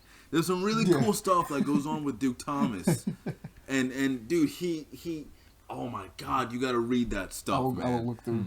All I'm gonna say is at the end of it, Duke Thomas gets a Batman costume, and it looks. God damn it! I have to look it up right now. I have to find that out. I have to put it in. I have to put it in chat. Duke. I should have this. It's prepared. fine. Duke Thomas, Dark Multiverse. It's. You're talking about a guy who, at this point in his life as a superhero, because of the events of Death Metal, with Barbados and everything, he's seen multiple universes fall, and he's jumped from universe to universe to save these universes, or at least to try to find a way to end this death wave that's going across the dark multiverse that's destroying these universes. And like that kind of tale, like this is essentially Duke Thomas's story is the one story, as far as I'm aware, of the dark multiverse that, like, Duke Thomas is the only one who like gets to be the hero. That's actually really cool. Like, he is the hero of the dark multiverse, right? Is the best way for me to put it. And honestly, it's the only way for anyone to put it. He's the hero. Here it is. There it is. All right. Is this the image? No, that's not it. There we go. Gotta see this. Feast your eyes on that. Yo, that bat suit is awesome. Wait a minute. That bat This suit, cape. bro. Do you understand? You don't need Bruce Wayne. You don't need Bruce Wayne to have. I'm telling you, you guys don't want Bruce Wayne to have powers. That's like whack. You know what that reminds me of? It's even more badass. It's like that. What's his name? Azrael or whatever. Yes. It's that cover of the Batman. Oh, yeah, comic I Azrael, showed you yeah. guys, the Detective Comics, where it's him holding, or Batman holding the sword, or him holding the sword, and Batman's in the flames. Oh my God, that's the coolest fucking thing I've ever seen, bro. Why can't we have a comic of that? I don't give a shit about Bruce Wayne. God. I don't care. I don't care about Bruce Wayne anymore. I don't care. Like, I love don't him and I'll care. go back, but let's get this for a few years. My Right? God, dude. Like, Duke Thomas is honestly, bro. Have him I'm dive through trying. the dark I multiverse want to with play I Duke actually really like Thomas, this bro. because they really emphasize I rather want to than play the Duke Batman part of Thomas. him. They emphasize the Dark Knight part of him in this costume. Yes, And it's really thank cool you. because of it. This is a character who Seriously, that has is proven time and time again. Oh my Well, I'm not. God. I can't say time and time again, but he has proven capable of being able to use a lantern ring. He used Hal Jordan's ring. He used Hal Jordan's ring. Hal Jordan of Sector 2814. Hal Jordan. This guy is the Green Lantern of Green Lantern, and he used this ring the first time with less effort than Bruce Wayne did. Bruh. Than other characters, because like there are other characters who describe other heroes who describe themselves or who describe the effect or the experience of using a Green Lantern ring for the first time, like Flash, Green Arrow, like Batman. They're like, yo, that is tough. That even hurts. Green Arrow one time had to use it to save man, who was it? I think it was it Flash? Green Arrow used it one time, and he describes it as painful. Because it's not easy. That's why not everyone is a Green Lantern. This dude uses a Green Lantern ring, Hal Jordan's, to create a construct. In their first meeting, what he's holding in this photo is an axe that is infused with every lantern ring of the spectrum. And if it's played, it can the frequency will. Dude, are you talking about I'm dimensional calling it now. weapons, bro? They're setting up the death of Superboy Prime with this. Oh my God, that's Like, so this fucking is- dope. You had a Batman in Dark Knight's Metal, who is Bruce Wayne, who gets a Green Lantern ring and he goes bad, and he calls himself Dawnbreaker. In this universe, you have a Duke Thomas character who is a metahuman. Even in Dark Knight's Metal, or the Dark Multiverse, he is still a metahuman. You have this metahuman character who is in the Bat family. Why don't you just call him Dawnbreaker now instead of the Signal? Stop calling him that. Call him Dawnbreaker. Give him Dawnbreaker sounds so cool though. he literally comes out at dawn and is Batman during the day. He is Dawnbreaker. He breaks dawn, and he and Batman switch at the Bat Signal. That's actually really cool. Literally, like they switch. He's got his own Jim Gordon. They switch at dawn, bro. Like this character is a gold mine. You're the one that I want. Dude, he's like in his comic. Oh my god! And I also reread Batman and the Outsiders. This last week, I reread Batman and the Outsiders. Dude, Batman and the Outsiders is all about Duke Thomas and Black Lightning. No one can tell me anything. I actually was supposed to be reading that. I hadn't read it. Batman and the Outsiders was all about. I need to go read these. I like Duke Thomas a lot, and I haven't like. Dude, you should check out We Are Robin he's first. Amazing. Check him out. Yes. No. Check out first. Read Batman Year One. You're right. No. Read Batman Year Zero. 0 Year Batman. Let me type these out while you tell me. Read 0 Year Batman because that's when you get Duke Thomas originally introduced, in which he is just a kid who's he just saves Batman. His family just saves Batman. Like you have to get, and it's his parallel with Bruce Wayne is so beautiful. You have to read that because you need to understand why this kid is in the Bat family in the first place. And then you get to We Are Robin. Because that's a coincidence. And then all these things happen, and Bruce Wayne's like, oh my god. There comes a point where Duke Thomas is like, yo, did you want me to be Batman, or not to be Batman, to be your partner, because you knew I had metahuman powers? Did you know? Did you know? Did you know and not tell me all this time? That kind of stuff is juicy, bro. I do not care about Superman, about a black Superman. I don't care. I don't care about a black Superman. I don't care about Superman's son being Batman. When you've got the best of both worlds already, he's right here. What more can I say? He can see through time in the dark multiverse. He can see through time by wearing these goggles that he can see into the past, bro. Just because of light. And like the goggles enhance his own abilities to do that. That's actually kind of lit. That's actually super cool. Like, come on, bro. In this comic, he's wearing the armor of one of the monitors. Oh. Like, bro, I don't care about a black Superman. I don't care about a black Superman, dude. I don't care about Superman's son being Batman. That's stupid. Alright, I'm gonna go ahead and say it. I don't agree with that. You've made a compelling argument. I want Papa Duke. I want to see this guy who gets corrupted by Ra's al Ghul and gets shadow powers on top of his light powers and have to deal with, okay, my parents are insane because of the Joker. My partner, Batman, isn't telling me things. I have light powers. I have dark powers. I'm being torn between this battle of who am I now, Bro. right? None of the Bat family have powers, but I do. Alfred is dead.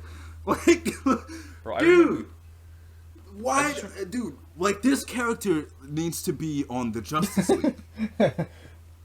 I just remember in the comic I talk about all the time, the Detective Comics run by James Tynion IV. He's in there for, I believe he's in there for a little bit, but he's like, I think he goes off to do other shit. So I like never really got that part. It was just more like the Bat family, and it was really cool. Point, and he's just there, dude. But man, honestly, I need to check. I don't know if DC. I don't know what they. Yeah, what, I don't know what their name? problem is with him. I don't know. What's his name that wrote?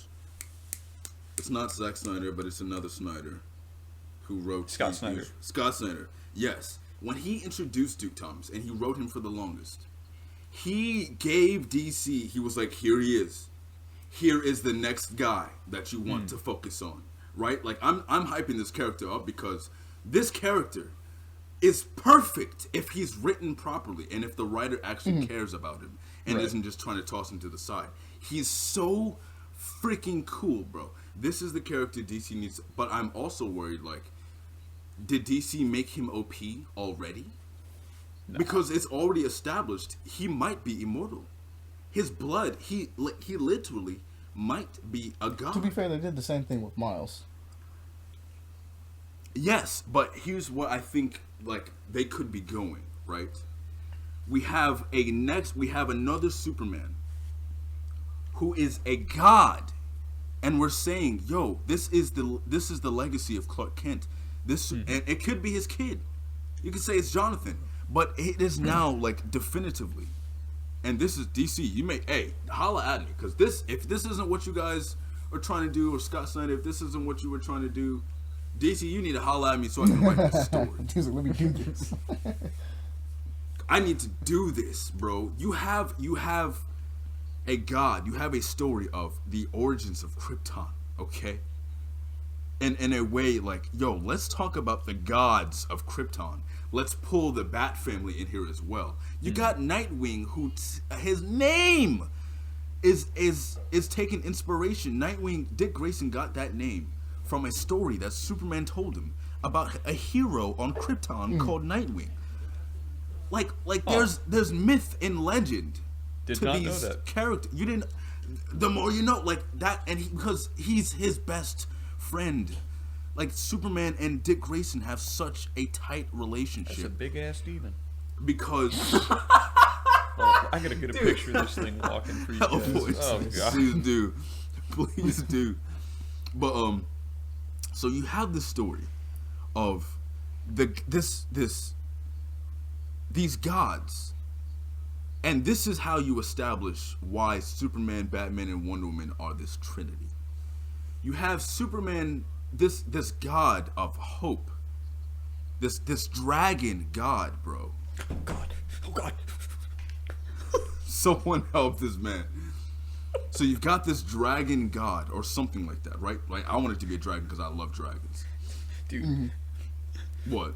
I was looking at my phone, right, trying to get that fucking picture of Batman, or Duke Thomas Batman, to go away. And I look up, that thing is running at me, and the music's going. I was going to die. Booked. True fear. Oh, man. Let me get through this so I can stop talking, and then you guys can talk about your weeks. Jesus Christ. Yeah, we still got a bit, so this was going to be a long one, people.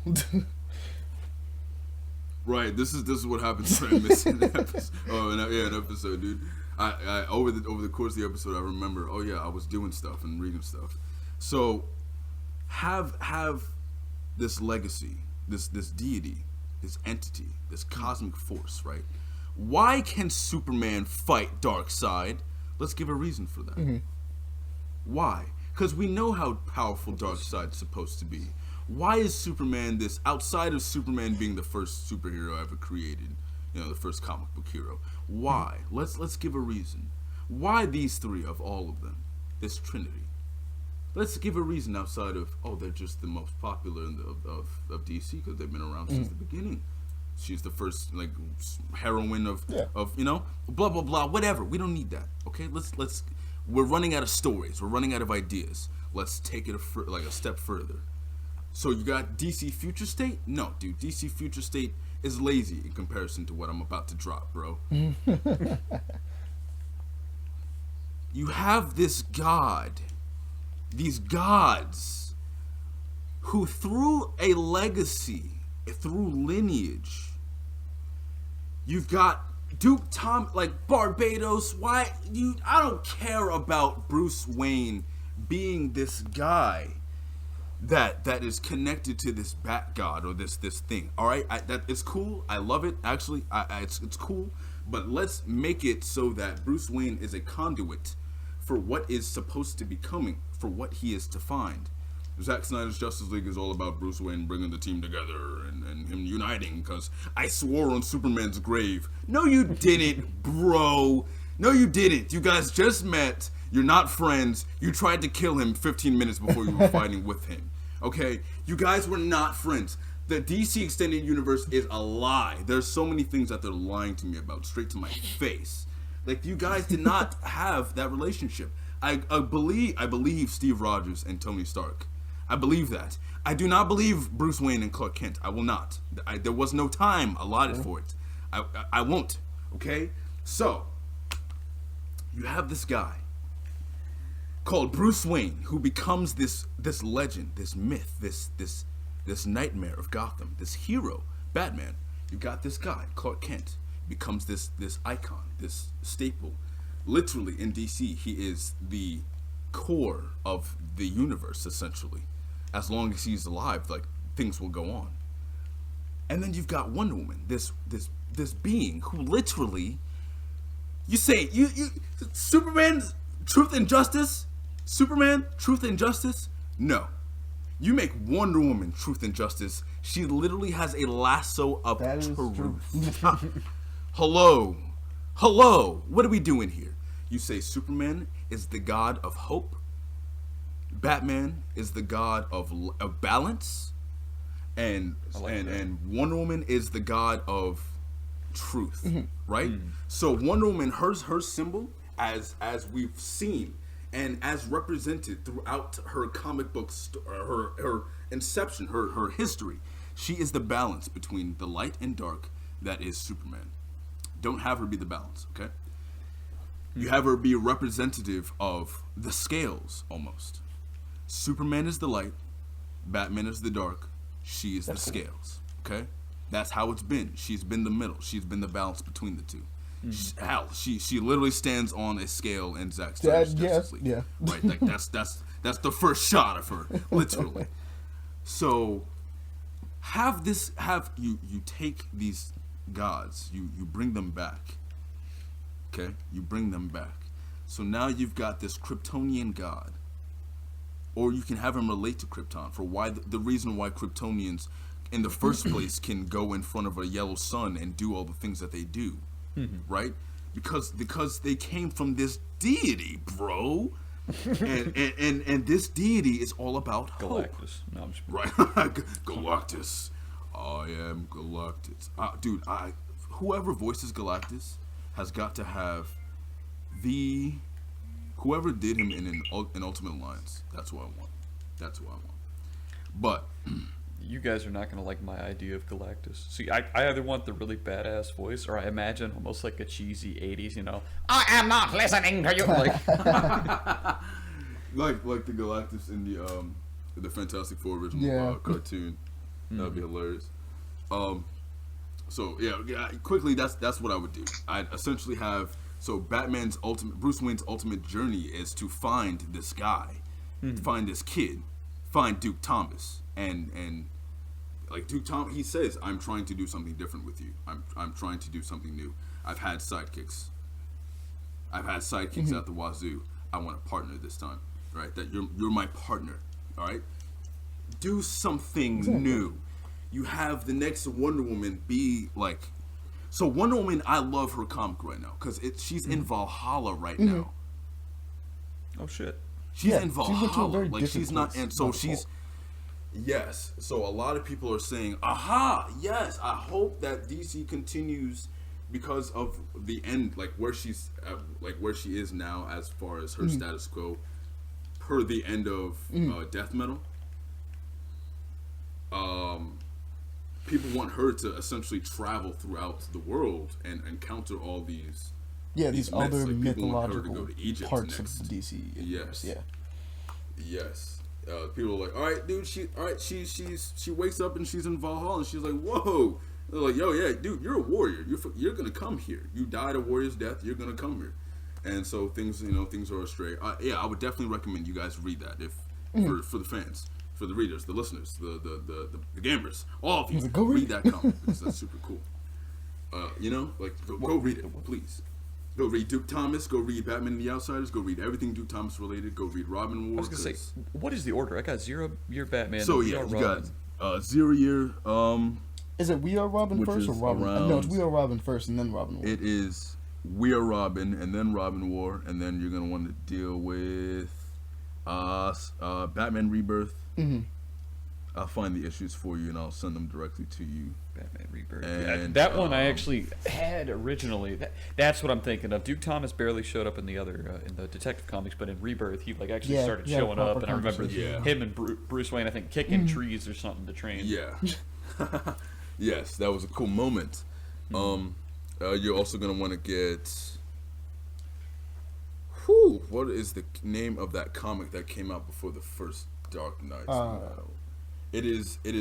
Are you thinking of Batman, the actual side series that they had, or the Outriders one? It was the one that came out. It was the one that came out before. It was a Batman comic. It directly came before the beginning of Death Metal. But it wasn't the one by illustrated by John Romita Jr., was it? No. All-Star Batman. No, it's not. What came out? Is that a good No. one? All-Star Superman is great. All-Star Batman is not. No, wait. Maybe I'm thinking of All-Star Batman and Robin. That one's not good. Yeah, that one's not good. Gotcha. See, I want to get back into comics. I've taken such a long break, but I want to know what to read. You know what I should do? I'm gonna just Google and go to all right. So the recommended reading for him, as far as the DC fandom wiki, is Batman Endgame, We Are Robin, Robin War, and Batman and the Signal. I would still read Batman Rebirth, and he has an appearance outside of Dark Days, the casting. That's what it is. It's the prelude. Okay. It is the prelude to Death Metal. I think I had that. To Darkness Metal, rather. The very cover, issue 1, is the Joker, Batman, Hal Jordan, and Duke Thomas. Like, that should let you know what you're in for. And you want to also read. Oh no. I don't want to waste your time with filler. Yeah, no, that's it. And unfortunately, that's it, because this character he doesn't have much. He doesn't have much. Like, all right. So my idea was there would be that God of Hope that is the Superman. There would be Duke, who is the Dawnbreaker. He's not called Batman. He's Dawnbreaker. And he is the balance between light and dark. And you got the Wonder Woman character, who is the scales, and she upholds truth, and et cetera, et cetera. And I obviously have to tweak it up a little bit, just because, I just went through how can Duke Thomas be the balance if Wonder Woman's supposed to be the scales, et cetera, et cetera. It would work. I would find a way. Trust me, I would find a way. Makes sense. So, right, gotta have those scales, and then you just have a really cool story about gods, and bro. how the title you have a cool story about in gods different ways. So it's not inherently man. So it's not Duke Thomas becomes Batman. It's no, Duke Thomas inherits the title of the balance. And man. Wonder Woman always has naturally a follow up. It's whether it's Wonder Girl or the new Wonder Woman. I keep forgetting her name. It's Your something. It's I feel bad because I actually like her, but I always forget it. Yara. Yeah. Yara Floor. So you can have Yara Floor or any of the other Wonder Woman or Artemis. Artemis was always cool. Be the natural follow up to her essentially. Superman kind of is one of those people that can kind of take his own place, but obviously you can have his son take up his mantle, or Connor. I would love to have it be Connor, man. He needs to come back in a new way. But those would be the two that really just pick up Superman's role, if anything. Unless you're Steel, but I don't think Steel can really. Steel's cool, but he's not holding the weight of everyone else. He's just not. He's cool. I like Steel, but man, he's just not doing it, man. he's not gonna be able to do it. or if they wanted to do it, they could always introduce Val-Zod as well. That's another one. Yes, they could. Let me correct myself. In Dark Dog Days the casting, Hal Jordan makes a point to say that it's not his actual ring; it's just a duplicate ring. Oh. But it's gonna be tough, and he's gonna need to put all his will into it, and he still succeeds. Because Hal Jordan's ring is like Hal Jordan's Yeah. ring is pure willpower. But all right, let me shut up. I'm quiet for a while, boys. I'm shush. We'll move on to my week. I also still gotta cut that part out from before where we had the break, but it's fine. Yes. Basically, what I did, I checked out another podcast that I would actually recommend. It's called Ramblings. Cheating on us. Hey, look, we're not mutually exclusive.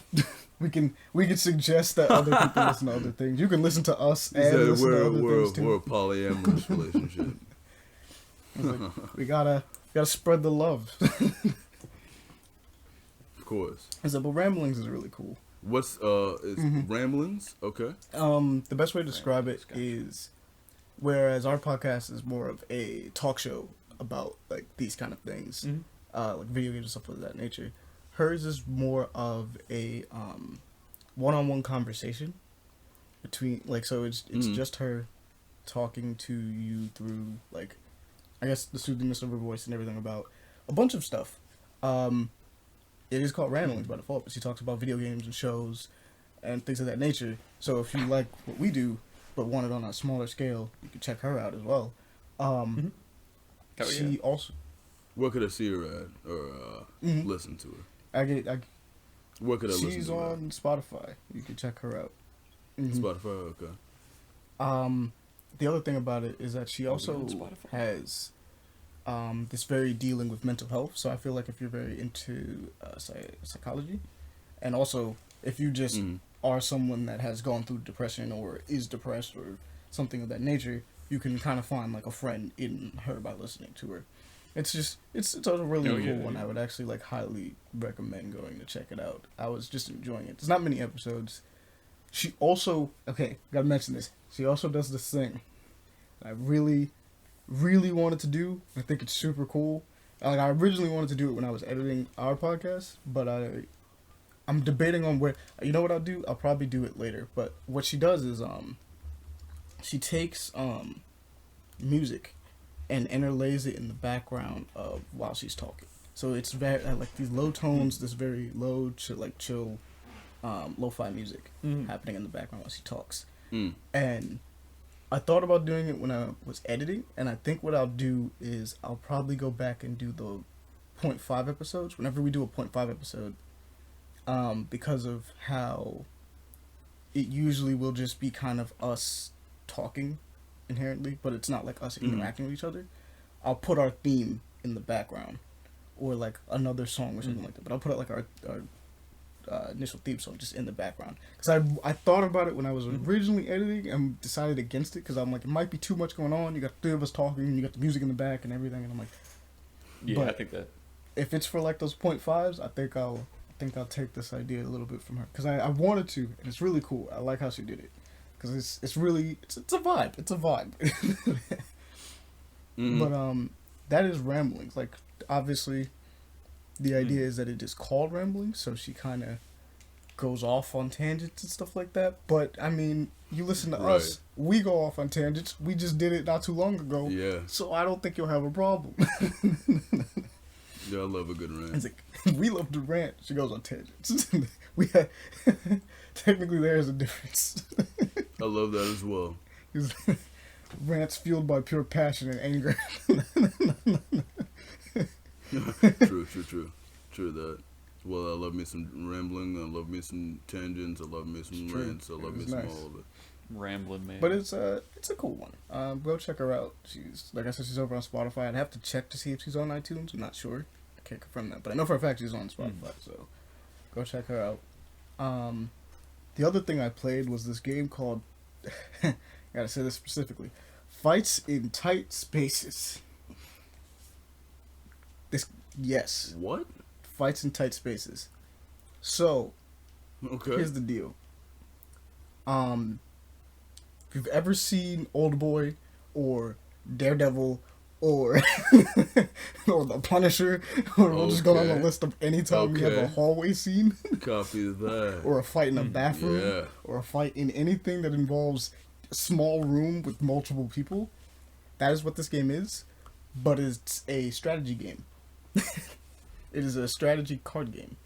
So the idea is that you are dropped in as your playable character. It also has a really cool aesthetic. The aesthetic is like it's like whiteout, and it's minimalist. So it's like you get to see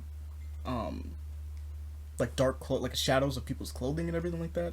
And there's just a little bit of detail. So like if they're wearing white, you can see the white on them, and everything like that. It's very clean looking aesthetic. Enemies are all done in red. You can see like the glasses that they have on and everything. Like everything is done in this really interesting art style that's like very. It's clean, man. I would love to see more games use it. It's just cool. Not to mention our character's wearing a suit. It's dope. But the deal is that you essentially are playing out one of those scenes in a room where you have cards that determine the moves you can use at a given point. And you can move around the map. It's almost like XCOM almost, except you are one person in tight space and there are several people around you. They'll give you lines for if someone's going to shoot you and where it's going and things of that nature. And you're on a grid and you use the cards to your advantage to like move around people and put them in the way of bullets, push a guy and like so that like he hits another guy and he crashes over, or you can kick him off a ledge and he flies over that side, or take a dude's head, slam it into like a toilet that's nearby, just be like, and it's a bunch of really cool action bits happening as a strategy card game, and it's just like this is kind of clean, like it's really nice. That does sound pretty interesting. I would definitely give it a shot. Fights in tight spaces. Yes, fights in tight spaces. Fights in tight spaces. It's in early access though, so it's not officially released. So, but unfortunately, you can't find it anywhere but PC right now. I know that hurts. Me and my lack. Trey, you got to get a PC. I know, man. But it is in early Me and access. my That's Eventually, why. right So now. when it gets fully Cursed released, luck, you might dude. actually be able to jump onto this.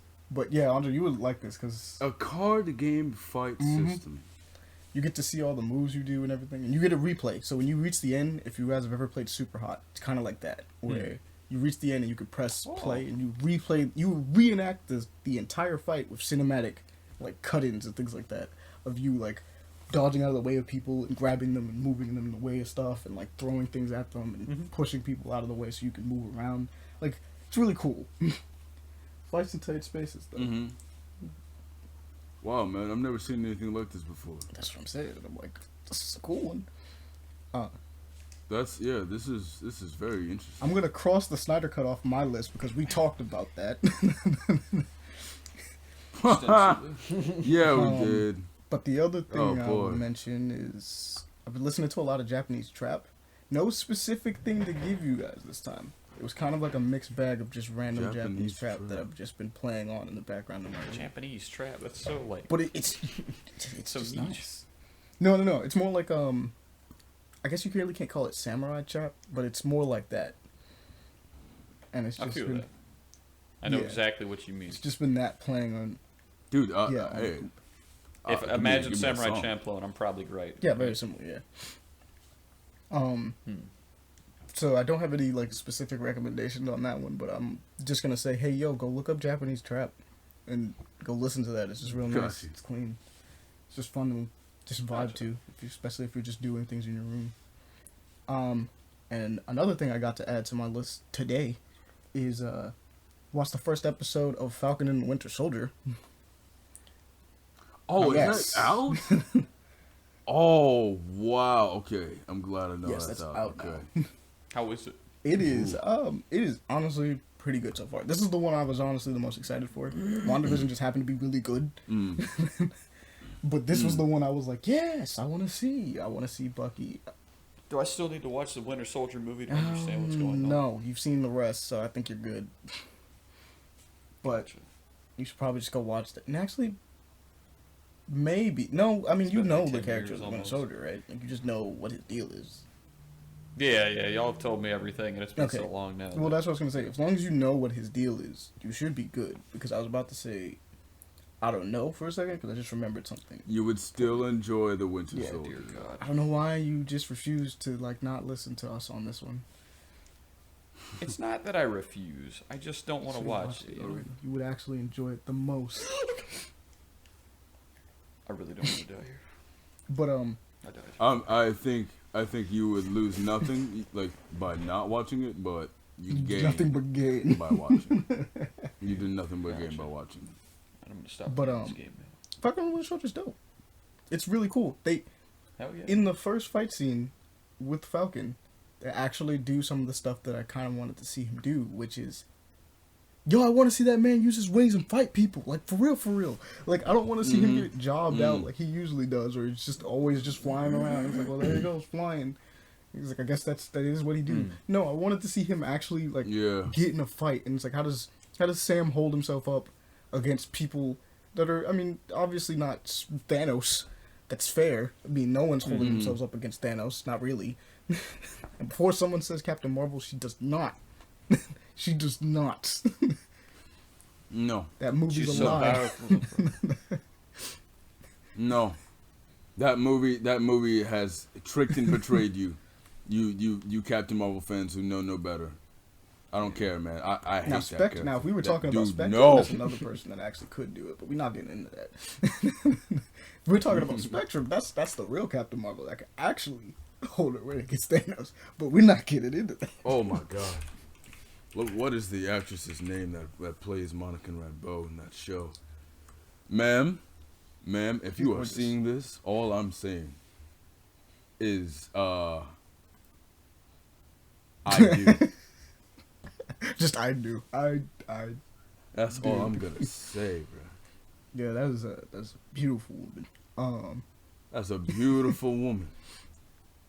Beautiful. Beautiful woman. But yeah, it's kind of dope. I'm actually kind of surprised because the first episode does not involve them teaming up at all. It is actually very much set up, which is fair. But it is taking time to just look in on two characters that we just. One thing I just realized, like it really pointed out to me, is like, yo, we really never talked about anything about Falcon's like backstory. Like we never talked about where he came from. We never talked about anything, and I'm like, okay. Yo, Falcon was just there, bruh. And we get to talk about that in this, and we also get to talk about how Bucky's doing, because let's be real, that man has to readjust to the world in more ways than one. Like, again, in more ways than one. In more ways than most of the team, bro. I need you to think about this. This man was God. like he was frozen in and out multiple times, right? Throughout. So he had the whole thing with he had the whole problem of being a fish out of water already, with like Captain America does. But then just to add on to that, Infinity War happened. Infinity War happened He's one of the people that got in a world faded where away. he's so disenfranchised already. He was by far one of the people that got faded away. And it's like, God. so you lost another 5 years, I see. Yes. Yes, he did. I don't know, dude. It's like it's this. Who does this guy even know? Does he have any stability yet? Because we have not yet gotten a chance to see him gain stability, bro. It's the first episode. The honest truth is no. There's a scene where they point it out and they're like, "Yo, who are the people you trust?" He's like, and she's like, "Don't worry about it. I got plenty of people." I was like, "Sure, give me your phone." Like they literally call him out. I was like, "Give me your phone." He was like, "Okay, you have less than 10 people in here as contacts, and you're ignoring the text messages from Sam specifically." It's just like, yeah, you got a lot going on here, bro. And I'm like, We got a lot, man. We got a lot of work to do. I was like, dang, man. But there's a really funny scene in there with Winter Soldier. And a surprise. Okay, so here's the deal. Andre, you can catch him. Paul, this will go completely over your head because you never watch Winter Soldier, so it's fine. But Andre, you tend to be an eagle-eyed person. And you remember stuff from different movies. someone makes an appearance again in here, and I'm like, all right, you do exist in the MCU. I forgot. Oh. Okay. Okay. And then he vanishes again, and it's no. he Wait, vanishes again. Don't worry about it. It's fine. He vanishes again, which then lets me know, okay, you're still alive. Cool. We get to see you appear more. Right. I was like, I'll just let you try to figure that out until you go watch that episode. Right. You said, all right, this is a character from the Winter Soldier. Which probably narrows it down way more than it should have already. Right. But appears and then vanishes again, and I'm like, can't wait to see you again. Honestly. Yes. But, all right, I'm glad for this. Okay. But for me, I think I know who it is. I think that actually does it for my week. So, Paul, let's get to you. Okay. In the game you were so gracefully playing this entire time while we were talking. It's time for your week. Let's talk.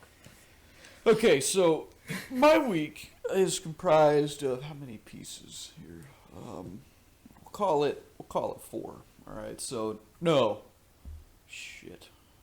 I'll just start.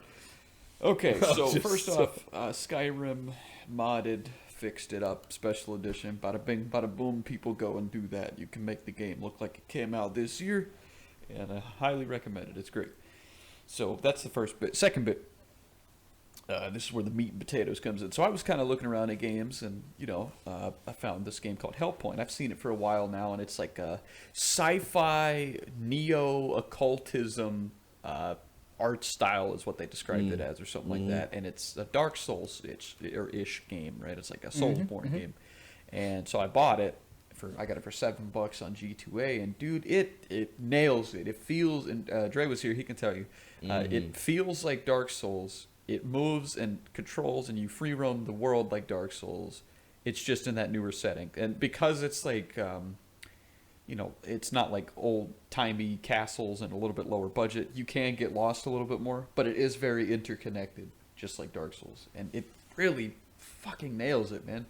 Like it does. A lot of these games, it kind of, you're like, oh, it's like Dark Souls, but it's like it's got differences. This game was like they copied and pasted it, but made it their own thing, and it's really cool. Like I just picked up, it was called oh god, what's it called? Like some kind of gun, but it's like it uses your magic and it shoots a fucking laser at the enemies, right? And I was like, oh, that would be a cool magic build. All right. And then there's like an axe that you can throw that teleports, and like there's cool little things like that. And like, so there's also like a radial thing. So like there's like a clock that ticks in the game, right? And when it hits the sides, like it glows red. I think it spawns like a crazy powerful demon that goes after you. I could be wrong. And I'm fighting them in the area I'm in now, so I'm not sure. But whenever it goes to the top, or whenever like there's like a circle on the clock, whenever the clock hits in the circle for the duration that it's moving around with it, the enemies are stronger, but they drop more loot. And so it's got a little bit more dynamic bits to it than base, I guess, Dark Souls, even though base Dark Souls is bigger and better, but they had more budget, But anyways, yeah, so to anybody that listens to this, if you're like, hey, I love Soulsborne games and I'm tired of waiting on Elden Ring, go check out Hellpoint. It's have you checked out The Surge, by the way? Or The Surge 2 specifically? I have been meaning to for a while, and I also haven't, because I saw people playing it and it looked like it would make me angry. It do be Dark Souls. Granted, so does Dark Souls. It do be Dark Souls. My brother played it I watched him play it, rather, for a bit. Mm-hmm. Yeah. And it looks cool. Wait. It looked like slower, choppier Dark Souls. Hold on, am I thinking of the right it is faster. game? Oh yes, yeah, yes, too. yeah. Oh. Yeah. I haven't played it. I want to play it. It looks You cool, cannot play that. man. It looks cool to me. But I know I can't because I like how I watched my brother suggested play. Hellpoint to you, and I realized I should not have, but...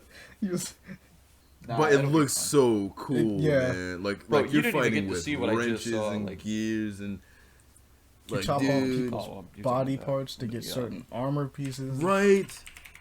Oh, and then Let me show you guys a like picture of the Hellpoint, slowdown so you mechanic, can the understand like clashing this mechanic. neo-occultism art style. Yeah, it's I've definitely seen it. man. Hellpoint is It's So you've seen it. it's man. What's What the am I, way chopped to liver? describe it? It's gothic, but it's tech. Yes.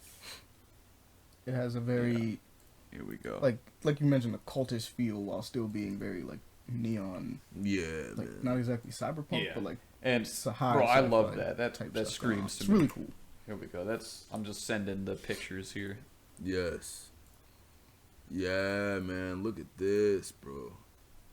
Or that one picture anyways, but yeah, like I'm so happy that I found this, man, because I was like, I don't know what it was, it just popped up on my feed on the PS4 once upon a time, and I was like, what the fuck is this? Oh You yeah, know? it's dope. And then finally I own it, and man, it nails that Dark Souls feel of like, you just don't really know what's going on, but you're gonna find out as you keep going. I And, have no idea what's happening, but I'm definitely gonna find out. oh yeah, I mean it's really good, and so far I will say the bosses are not as hard I as mean, Dark that's fair. Souls, but that's not too bad, and the world's not as hard as it either. But you know, for a budget company, they've nailed it. But so on to the next bit, right? So the next piece of my week was actually I bought both of Jordan Peterson's the 12 Rules for Life book, and then Beyond Order 12 More Rules for Life.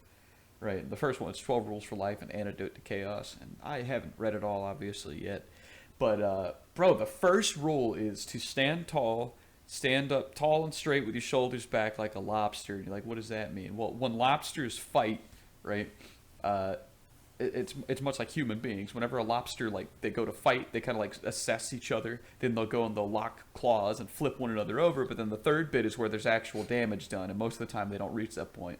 But whoever wins, you know, their brains load with serotonin. Whoever loses, they get loaded with whatever the opposite one is. I can't remember.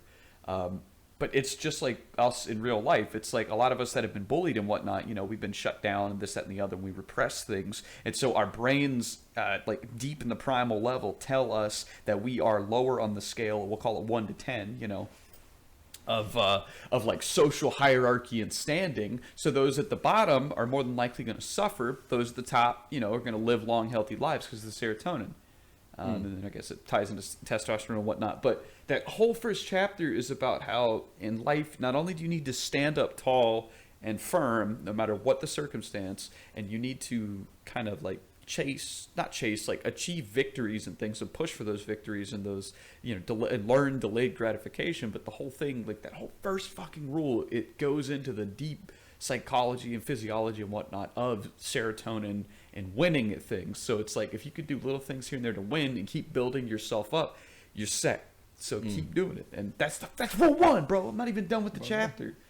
Like, and it explained anger. It was like, this one hit me. It was talking about like resentment, and it's like the people that get angriest and blow up are oftentimes people that don't want to hurt others. They're kind-hearted people, but they hold it in and resent in themselves those negative emotions and angers that make them like other people or things that they don't want to be. And then, you know, when they do that, it hurts them. They like hurt themselves mentally. And then it's like soldiers who go and get PTSD, right? The reason they get so impacted is because they sat there their whole lives believing and being trained and taught that the enemy was the only ones capable of doing these horrible things until they're in the situation where it's their own hands and they're kind of having that out-of-body experience, right? And it goes into like how parents that are resentful, this, that, and the other, you know, are the reasons for this, that, and the other. And man, I was sitting there reading, and it just, everything clicked. I went back to work, right?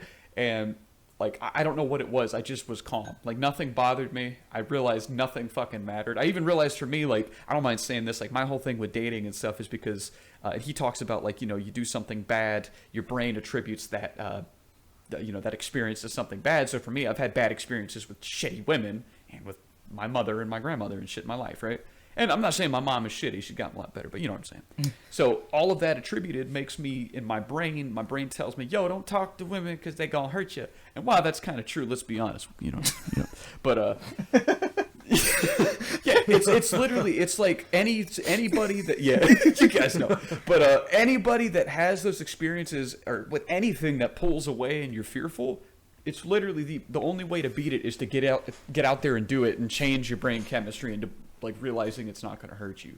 And it goes into anxiety attacks, all that. This is the first chapter. I'm not even, what page am I on?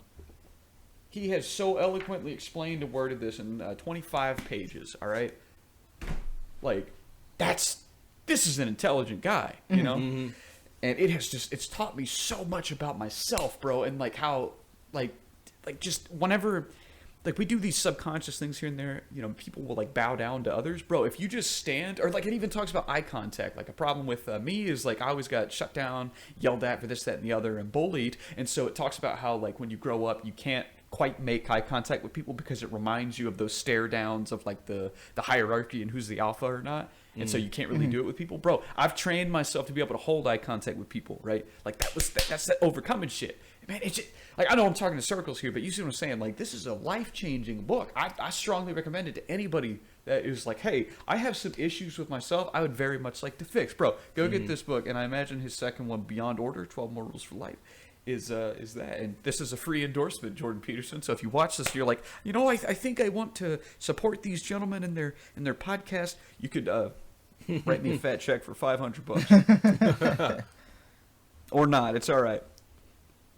I was mimicking his voice there. Sounds like A truly Think about brilliant 25 man. pages, Canadian, bro. I'm going to read off his credentials. Jordan Peterson's a Canadian professor of psychology at the University of Toronto, a clinical psychologist, and this Wikipedia and the article says YouTube personality. I wouldn't boil it down to YouTube personality. He shares his knowledge and his wisdom on YouTube. He's very, very, I shouldn't even say very controversial.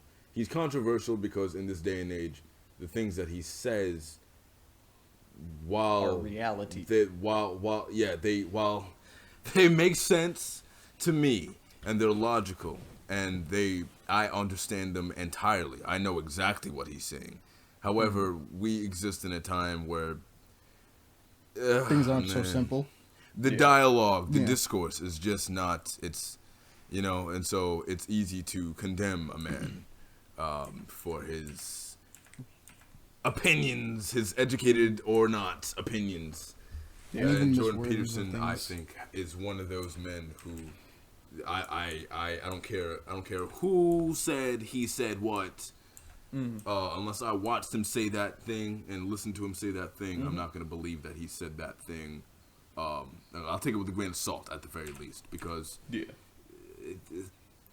is the nature of ignorance to attack knowledge, and this is a smart man, and the debates that he has with people, or that he has had with people in the past, rather, it's just they're tough to listen to, and they're tough to watch because it's just stupidity going up against someone who is not stupid, and that stupidity having the nerve to be loud and to argue. I shouldn't say stupidity because that's not talking well of a person. And I want to respect everyone's intelligence, but I've never seen this man talk with someone in a debate when the person was, put it like this, he has said some very thoughtful things on gender identity and expression and discrimination, and in no way does he endorse discrimination of any kind. Right. However, his views and his logic on the current state of affairs within the minds of people of this world now, it's hard to argue against someone who is politically correct. Yeah, I would say that. About identity politics and gender identity. But this man, he has done it, and that's what drew me to him initially. Just the way he was able to stay in those debates and keep his composure and maintain his ethics, and he at no point wasn't able to articulate the thoughts in his head, and they were all very, very, very smart things. And I feel like I'm trying not to do him a disservice, and I'm also trying not to say, you know, I'm trying not to get flagged amidst cancel culture, but I think the cancel culture army, that is, because I do consider myself an ally, but I'm also very reasonable. When I say ally, fair. Like I mean, you know, And a lot of people like to discredit Jordan Peterson because of what I'm bringing up. I guess that's why I'm trying to bring this up in the first place. Why I'm buttering all this with this his debates on gender identity, because a lot of people nowadays, I keep saying all this, a lot of people as of late, or as of those debates, which can be found on YouTube, they like to attach this stigma, or this notion that Jordan Peterson is he's, what's the term? He's intolerant and whatnot. And I just don't want Paul to recommend this incredible book, both of them, to I'm sure equally intelligent people, and then for the sake of fitting in with the crowd and not wanting to seem like they're allying themselves with any bad guy, they don't read the book and miss out on something that's profound. My take on it is this, man. It's not going to be as buttered up as yours. Mine, I'm an asshole. All right. Put it this way, and this isn't going to get us flagged. Don't worry. It's this. Look, guys, there's different opinions on everything. All right. If you think somebody is something without looking into it first, you're not actually doing yourself a service. That is very true. This book, all it is, he's a clinical psychologist. What he discusses purely goes into the psychology of things. Very intelligent man. I think anybody that even disagrees with him could agree once you just 25 pages, bro. 25 fucking pages. He just is a brilliant person because he's put in the work. So I don't know. I think I like what you're saying. I agree with it. But also I think that people, seriously, I don't like. Fuck it. I can't bring this into the podcast. Never mind. I just don't trust people's now. I guess nowadays I don't trust that people aren't. I know that you and I are capable of saying, "All right, I'm gonna go read this person because I'm gonna do my own investigation." Yeah. I don't what I will trust say people's is ability to do that. anything nowadays. that I bring up on here on the podcast, anybody that listens, if you are like, "Oh my God, what are you doing? Listening or reading that?" Never take it in the part that I am this negative attribute to them. I just like to read a lot of different books. I read biographies. I read self-help books. I read business books. I read fantasy, sci-fi. I read one of everything, man. I will read everything. I will read anything. Destroy books. Exactly. And so, Anything like and right now, I didn't realize that my book list, I have minimum 10 minutes a day with each book, right? That sounds like nothing until you stack it up and you have had a dopamine surge of Instagram and whatnot, and you cut it out of your phone. But anyways, I read, I'm on 9 books right now, if you include the Bible and the study.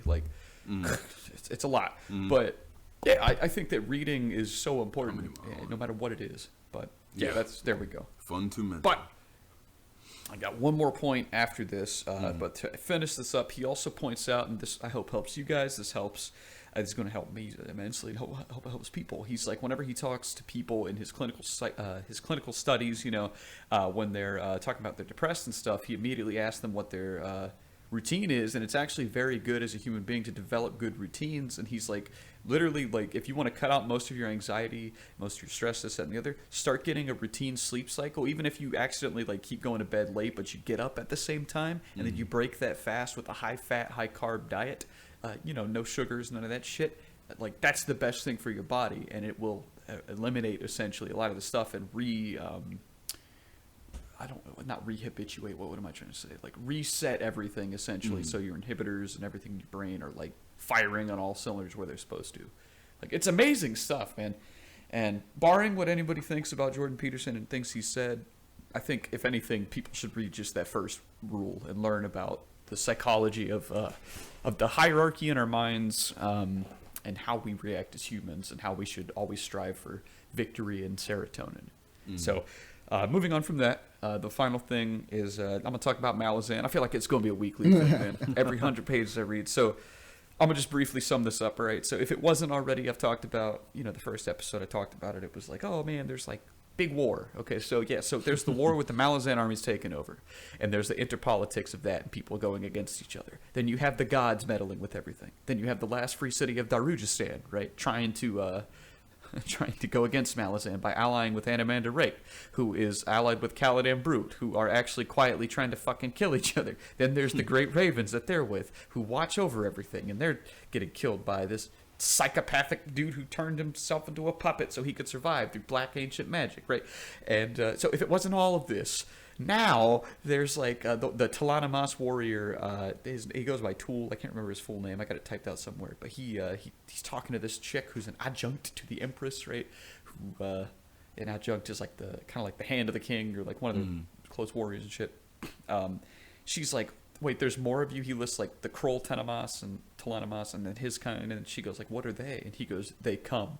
So you have an army of 19,000 awakened undead warriors who can just dive into the fucking ground essentially and attack you from underground freely, right? You have 19,000 of them coming, okay? This is book 1.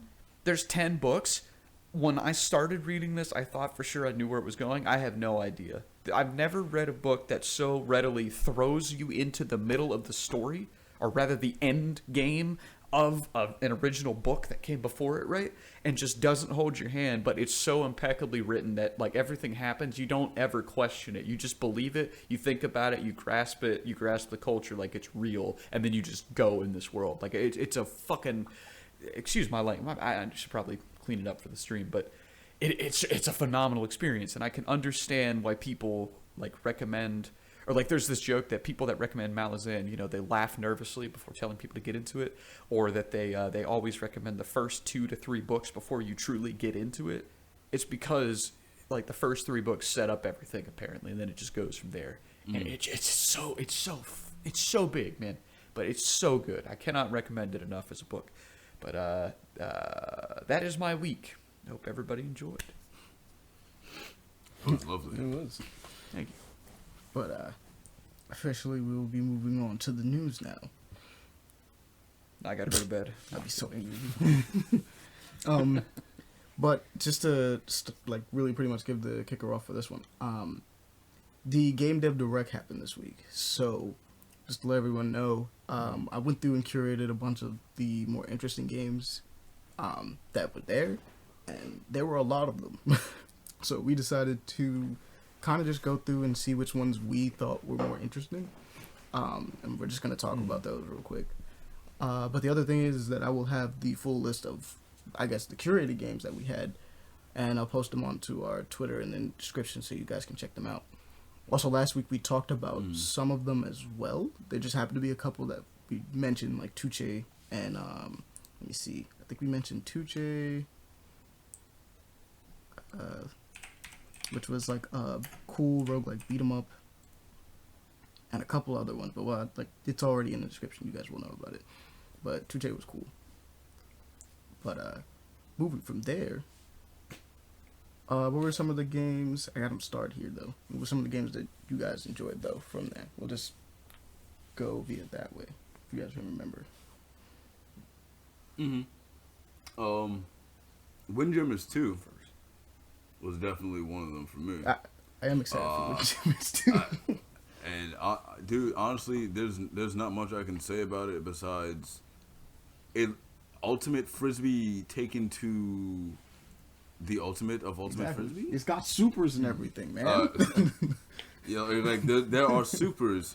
There's a, ladies and gentlemen, if you like Scott Pilgrim, I think you would like this because that's the feel it gave me, and I'm a Scott Pilgrim.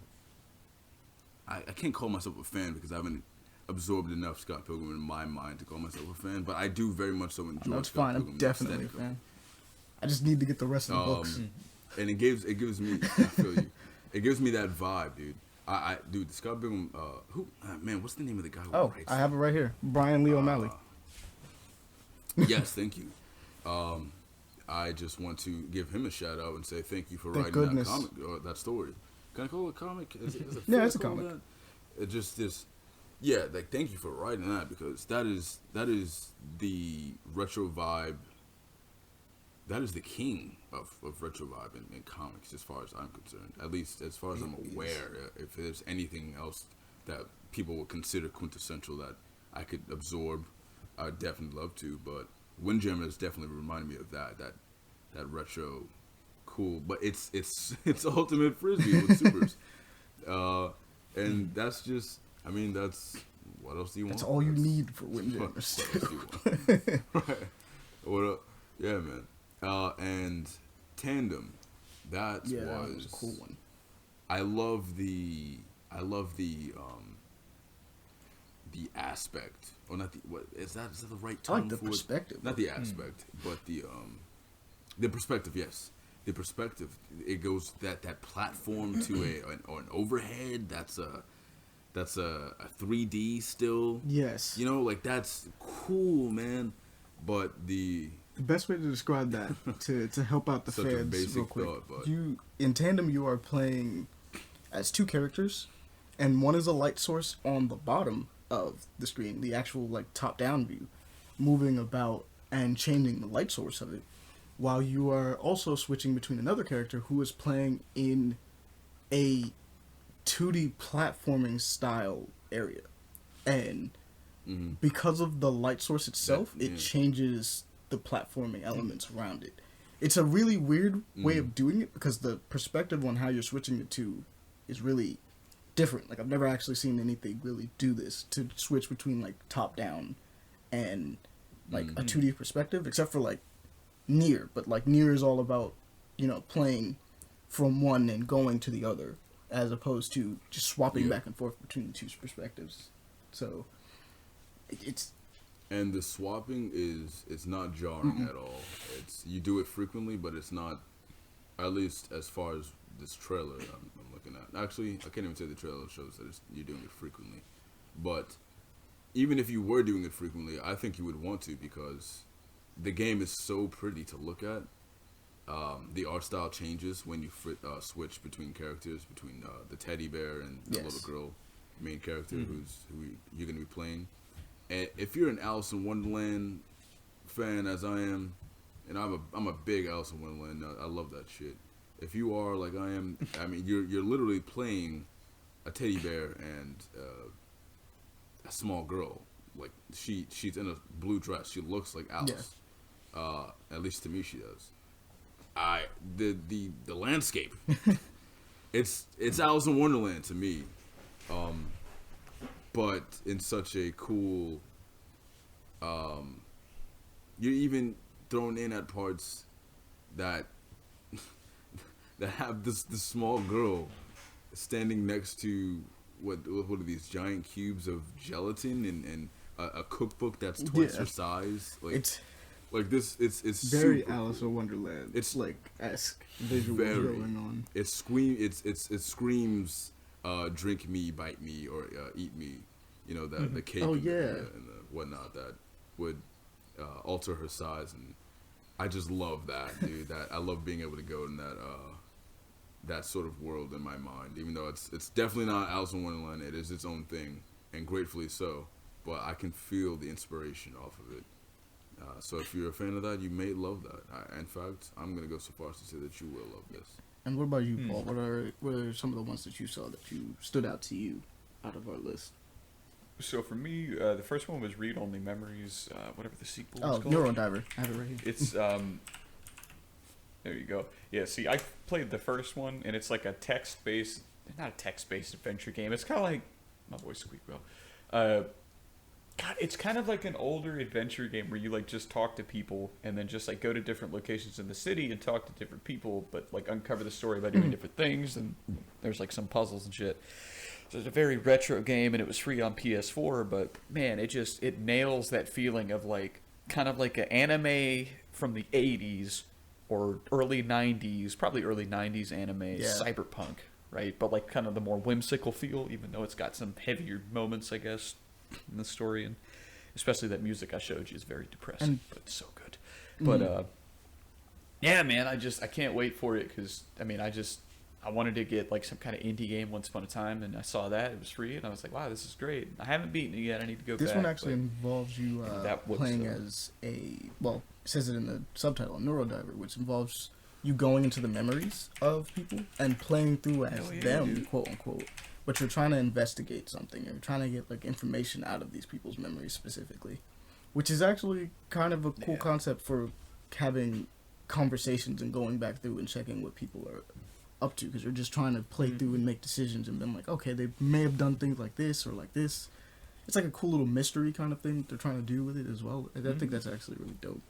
And It's definitely something you guys can check I out. cannot wait. What was another one that stood out to you, if there was any other ones? God, that music is on point too. Fuck. I gotta stop cussing in the darn thing. Excuse me. But also for me, I had a couple that stood out to me. I'll definitely say, wait, Say a second. Dang, I gotta sneeze and it doesn't want to come out. It's one of those. I want to. It's like the worst. Young Souls was one of them that I thought was super cool. Young Souls was the action RPG that has this very. I love the art style for Young Souls, by the way. Like, it has like this almost like paper cutout looking. It almost reminds me a lot of what is it called? Like Paper Mario specifically, except it has like this diorama looking kind of feel to it.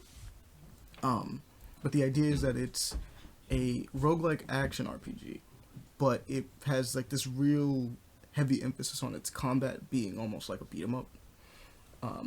It's very similar to Tuche actually, and it's about these two twins. I believe they're twins, brother and sister either way, that are attempting to save their like professor, because they're like these rebel kids that kind of like no one pays attention to what the professor did, and like he goes missing one day in his what is essentially like almost infinite basement. Like his basement just has all this other stuff, so they're like, all right, time to suit up. We're gonna go get him. And I love the designs for the twins themselves. Actually, it looks really cool. Another one I'm gonna say is Jack Move. That one looked cool to me. I don't know why. It's just it's an indie RPG with a really interesting perspective on how it's working, but it has like this huge cyberpunk aspect to it. As you can see, we love cyberpunk.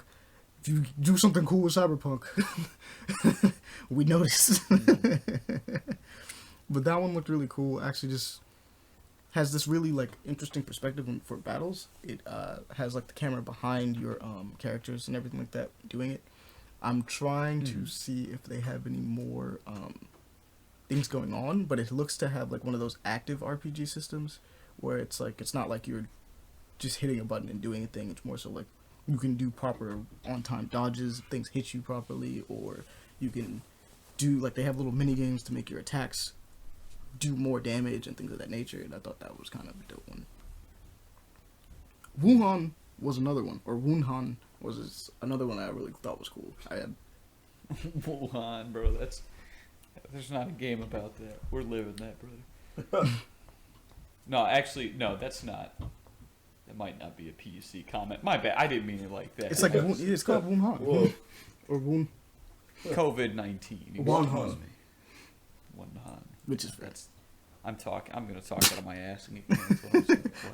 But that one's actually like Nothing. that's a really cool one. It is basically a stealth game involving being a ghost. Wuhan. Which, yeah. What does Wuhan It's stand like for? Metal What's Gear, that mean? essentially. Like you mentioned it as like the original Metal Gear, but it's you are a ghost that is, and you have ghost powers. And by default, that's already kind of interesting because, like, playing a stealth game is already kind of like, all right, that's kind of cool. Playing a stealth game as something that can phase through walls, possess people, and disappear. Dude, I didn't even see all that. I just saw like that brief glimpse, and I was like, "Oh, this game looks cool." And I was like, "Oh, this looks like Metal Gear." No, yeah, you're definitely a ghost. You're a spirit of What vengeance, is? How do you specifically. spell this, bro? I can't find it. Proto-Droid Delta looked cool to me as well, but I already knew about that game. I shared it. I'm a huge Mega Man fan, and this looks like Mega Man Legends meets Mega Man X, which is just cool. It's a 3D one meets the 2D one. You got a dash, you get a sword, you get a Mega Buster, you do cool things. Go check that out. Wuhan. I'm typing that in. It's not like. Yeah, it's kind of difficult to find. There it believe is. not. But if you put in like Spirit of Vengeance behind it, you can definitely find it. Oh wow! I like how I said this was Metal Gear, but like I only saw it barely in a glimpse, and yeah, this is like It's a Metal stealth Gear. game. It's a stealth game with the idea of you have ghost powers. Oh, that's really cool, dude. What is this? World War II? Korea, Japan? if I'm not mistaken. Specifically Korea. Korea, gotcha. Wuhan. Next one is Godstrike for me. Godstrike was interesting just on the premise alone, where it's like, hey, yo, this is a boss rush game, but time is your health. And I would like, they said that, and I was like, all right, I'm sold. That's kind of good. That's It was so like difficult. if you get hit, you lose time on the clock. You hit 0, you don't die, but you have one more hit to take.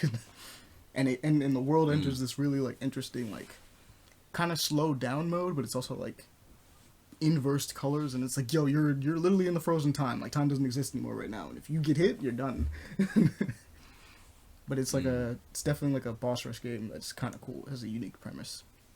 Severed Steel was another one. Severed Steel just looks crazy. You're just doing a lot of really cool stuff. It's a first-person shooter that's like looks really fast-paced, and you're leaping, like you got almost a Titanfall mixed with Max Payne thing kind of going on. Except it's just really fast-looking. Look forward to that one. That one's a cool one. Anytime you give me a first-person shooter that decides to either make you do really crazy stuff, you have my attention. Like I don't mind the Call of Duties. I don't mind the Sieges. I say Siege, the Rainbow Sixes. But the way you grab my attention is you say, "Hey, yo, do you want to move fast as fuck, boy?" And I'll be like, yeah, I do, yeah. He's like, "Do you want to leap off the sides of buildings?" And it's like, "You're right, I do want to do that. Do you want to dual wield stuff? You should have started with that one. I love dual wielding." Dual wield, beta. I think I just found a game on PS4 we could all play together. It's called Generation Zero. Oh yeah, I've seen that one. We have to talk about this one, and I just want to talk about it quickly. Well, now, so that we get it out the way. What you got? Lust from Beyond was a crazy looking one that we all looked at and was like, that looks interesting. That one's a little X-rated, but definitely more mature things going on with that one. But that one looks interesting. For those that don't know, heavy nudity and things like that. Very. Oh, how did you describe it again, Paul? I want to make sure I get the description right. Oh God. What'd I say? Lovecraftian eroticism? Something like that. Oh, there's a full gameplay of it right here. I'm gonna just zoom through. I'll tell you what I see. Well, I'll clean it up for the podcast. He's like, but this one is. Oh my God! I zoomed to the wrong spot. Well, what it is it's a cool one. It's damn, throw it back. No, it's a horror game, if anything, from what it looks like, from what we can tell. Bro, okay, there's a mini game during sex. But it looks like an interesting dive, just like something that no one has ever bothered to touch on. And from what I understand, it's good, and the themes that it's trying to deal with are just things that people, particularly in video games, don't really either mess with or handle very well. Or at the very least, it's handled in a very different way than this. So, by all means, that one's a really interesting one. Go check it out. This is a mature game. Wave Break is cool. It is a skateboard game where you are.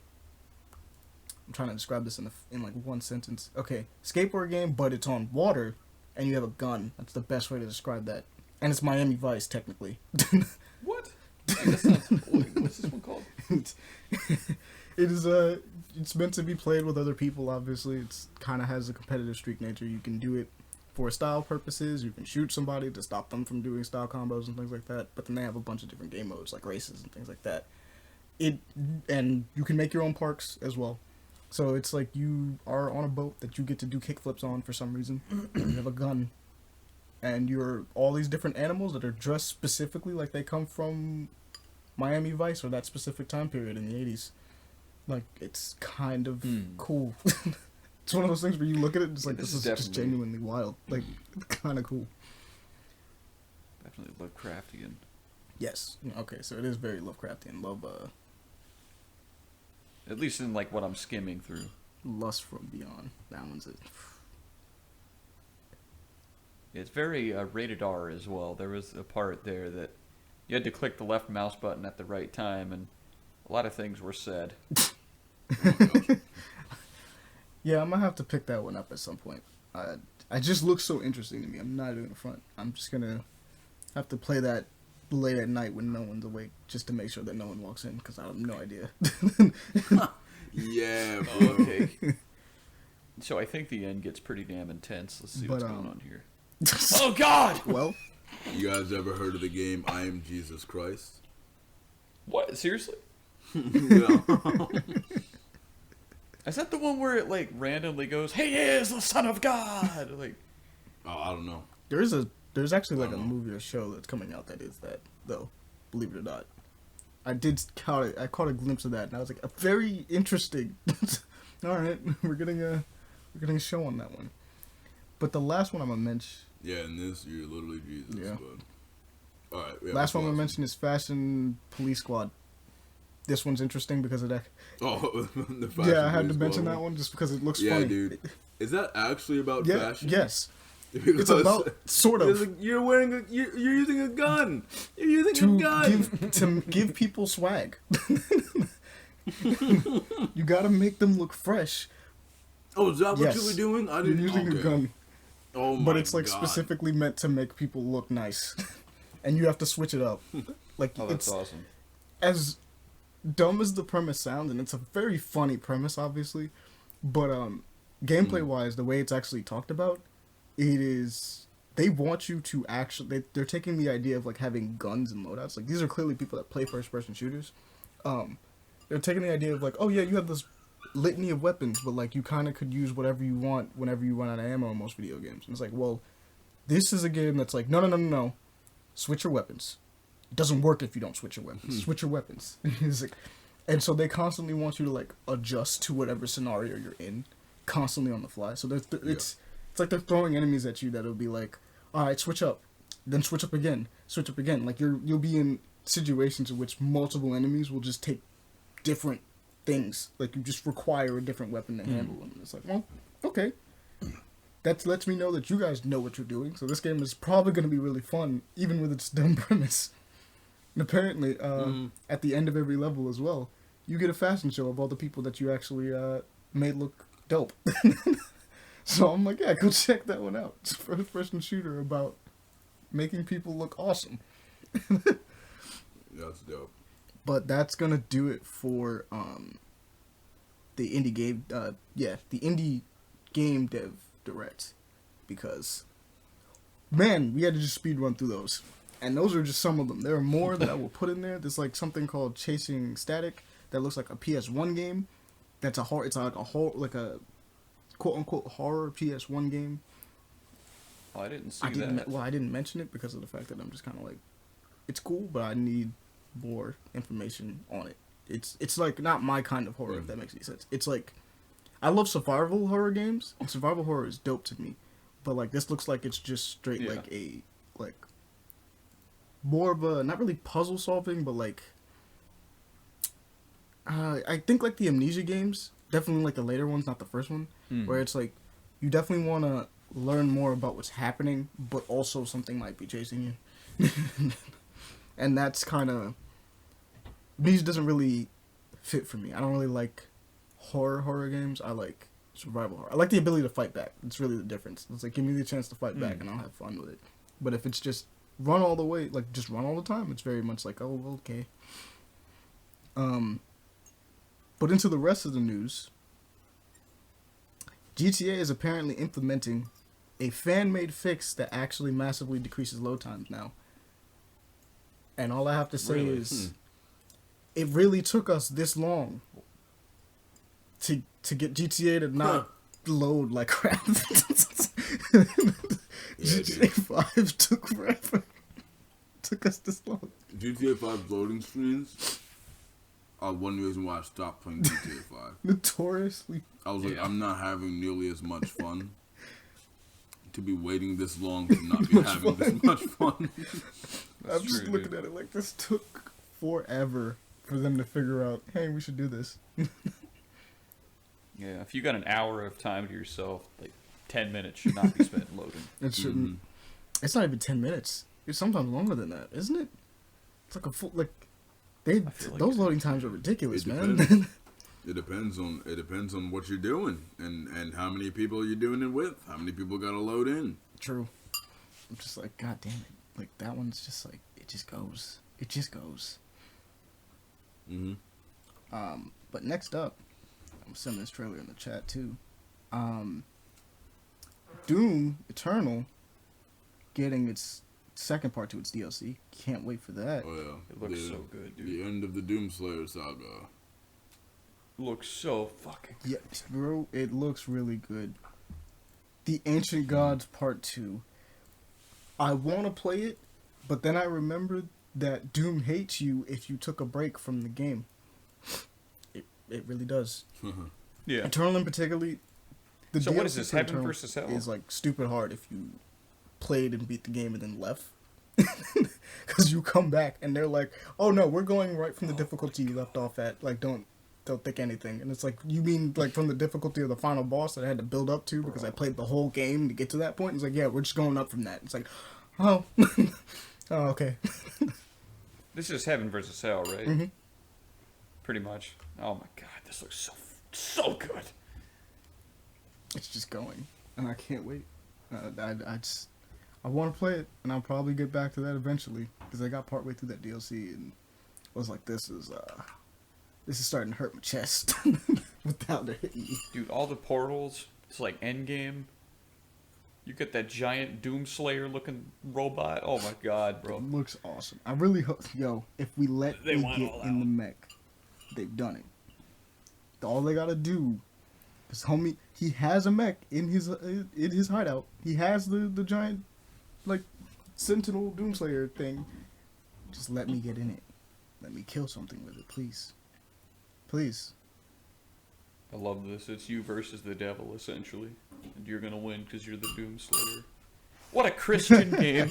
Like, bro, seriously. Like, to all my Christians out there that are like, oh, there's no violence, bro. You read! Like, there's a lot in there. And we need more Christian violence. That sounds so... But next up is Outer Worlds. They have another DLC coming out. Oh my god. Outer Worlds is a fun game, by all means, by Obsidian. It is basically space New Vegas. Obsidian did New Vegas, right? Huh? If I'm not mistaken. Out of all the Fallouts. Some of New Vegas? Uh, Who did New Obsidian, Vegas? if I'm not mistaken. Like, because so Fallout 1, 2, and 3 are done by Bethesda, if I'm not mistaken. But New Vegas is done by the people that work at Obsidian originally. The people that went and founded Obsidian. They made New Vegas, if I'm not mistaken. And then they went off and made this game, Outer Worlds. And Outer Worlds is Space New Vegas. It's just Space New Vegas. One day I'll get Outer Worlds. One day I'll get it. I honestly, I didn't even know Outer Worlds was a thing until it was already out. I was like, yo. He's like, what do you mean? They just did this? I wasn't paying attention. You would enjoy it. I actually had a really fun time. If I didn't lose my save, I actually was doing a charisma character. That was really fun. You can actually do a full game like with certain stats. Just How long is I Outer haven't Worlds, finished it. like lengthwise? I couldn't tell you. Is it a good Yes, size it's a good game, size or is game. it like short? Like, But I couldn't tell you just because of the fact that I lost my original character. So I'm like, big sad. I wanted to continue to play that character in particular. But I went back to it. I've been playing. I had like another one that was a melee character, so I'm doing that one now. But this DLC is about essentially, it's a murder mystery, which I actually saw this and was like, oh, it's like a full-on murder mystery that they want you to actually go and investigate and talk to people and learn. And I'm like, okay, Obsidian's doing a murder mystery as a DLC for this funny game. All right. That's really, that obviously means like we're gonna get some really not only interesting dialogue, but like they genuinely want you to go solve it. Like they're not. He's like, if you mess up, you mess up. Like they want you to solve it, and that's interesting to me because I'm like, all right, very little games do that. Very little. Next up, Disco Elysium. The final cut is dropping on March 30th for PS5 and PS4. This game is dope. Okay. Gotta give the basic description of this. This is an RPG where you play as a cop in a very rundown city. It's more futuristic, but I don't think it's cyberpunk. It's not there. And what I find to be the most interesting thing about this game is that the stats in this game are all characters. They're all characters. So each of your stats yell at you to do things. That's cool. That's actually very. And in this version of the game, like, what if you had a stat that was like, "Yo, level me up"? No, because here's the deal. Because it's even better. So one of them is like biochemistry. Here's a perfect one. One of them is like, I believe it's biochemistry or neurochemistry. And it's basically all about like how your brain reacts to things. And because you're playing as a cop, he's a deadbeat cop, but you get to essentially choose how he's interacts with the rest of the world. But you can walk into a room and let's say that there's drugs on the ground, and neurochemistry will be like, yo, fucking take those drugs. What? Take those, they're right there on the ground, take those drugs. Like, just snort them right now, just do it. And you're going to be sitting there like, I don't have to listen to you. And the thing will be like, do it. I'm screaming at you right now, take the drugs. Take them. And maybe responsibility, or like one of the other stats will be like, you know, we are here for an investigation. We should probably not be high. We should probably cool it on the drugs. We probably should look at the actual and do our jobs. And biochemistry would be like, or neurochemistry would be like, I think I care. Take the drugs. We need it. We need them. It's right there. He's like, all we need to do is just snort them. It'll be easy. We can still do our job. It's fine. And it's like the idea that your stats are telling you to do things in your ear the whole time is actually really interesting of a friend. They are now fully voiced too. Everything is fully voiced. Oh, that's so awesome. the amount of work that had to go into this game for this final cut is ridiculous, because we're talking about every stat is a character that can talk to you now, along with the characters that are already in the game and your character themselves, who has their own voice and opinions. Right. All of it is like actually like spoken now. I'm like, all right, I'm gonna have to pick this up for sure. That one looks good. But March 30th, give that one a check out. Yeah, I believe it's also coming to PC around that time as well. I'm not sure about Xbox though, so I'm not sure. But Andre, this is one you can pick up. Yes. Thank Finally. you. And the more console options I have, the I better. feel that, honestly. It's just because I don't have a PC yet. I feel that. We gotta get you. We'll get you there. Don't worry. Okay. Mine just. One day. It's fine because mine's just getting to that point I'll buy where it's you like one. I'm gonna need to upgrade you soon, aren't I? Yeah. Same, dude. Wait, what graphics card you got? And NVIDIA GeForce GTX. I don't remember what model though. I have to like go and check, but it's specifically an older. I GTX. gotcha. I got a 1070, and I just noticed like a lot of games, like the recommendation is my graphics card or just under it, you know. And one of them, what's it, like Iron Harvest, I think. That game is like recommended setting 2077. I was like, what the hell? What is Jump. that? I guess they're like, well, it's true. Like, I guess most games aren't gonna allow like no ray tracing anymore past a certain point because everyone's gonna be doing it. But Which I think is funny. So, have you guys seen Demon Slayer yet? You guys caught up or anything? I have not. I've been meaning no. to Big for unfortunate. like 2 years But now. this part is the movie is coming out and has a release date of April 23rd in America. A theatrical release date for North America is April 23rd, and for digital it is June. So the long-awaited movie to this game, not to this game, to this anime Manga. is now coming out real soon. Also, if you're a Demon Slayer fan and you have not watched it, or if you just want to check out Demon Slayer, do not watch this movie. Just don't. It's literally season Lot of 2. spoilers, They're doing I a guess. weird thing with it that's interesting, where they are putting an entire arc into a movie, but it is like the movie is Dude, season 2. That's like Saga of Tanya the Evil. It's one season, and then they do a movie, and then we're probably never getting a season 2 or 3. That's the weird part, because with Demon Slayer, we're probably getting another season, but they just took this arc and was like, we're making a movie out of this arc. And it's like, so now we have to watch this movie, else we'll be lost the next time we jump onto Demon Slayer. It's really cool. I like it. I actually but learned at the about... same time, it's like, oh. I actually learned about like why they do movies or why they do animes like that with or in Japan it's literally most of the time if it's like a single season that the manga keeps going, the anime doesn't. It's not because they plan to make the whole thing, it's just because they were doing like a teaser for manga. So but yeah. this one looks good. Demon Slayer Mugen Train. Can't wait. This one's for the homie Wolf. Octopath Traveler is coming to Xbox Game Pass, which means it's available on both Xbox and PC now. That's a good RPG. It was already on PC. Just is. Octopath Traveler is a game that involves you. It's an RPG that involves you playing as 8 different protagonists that you can choose your own starting point. You can choose whichever character you want to start with and just go from there.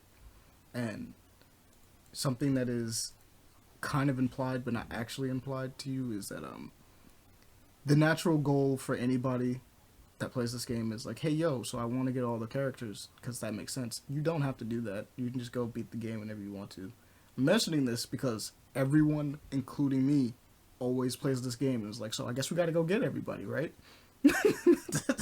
And it's like, you would think so, and it's like, no, you don't actually have to, but it's cool because you get to choose like who you start with and where you go.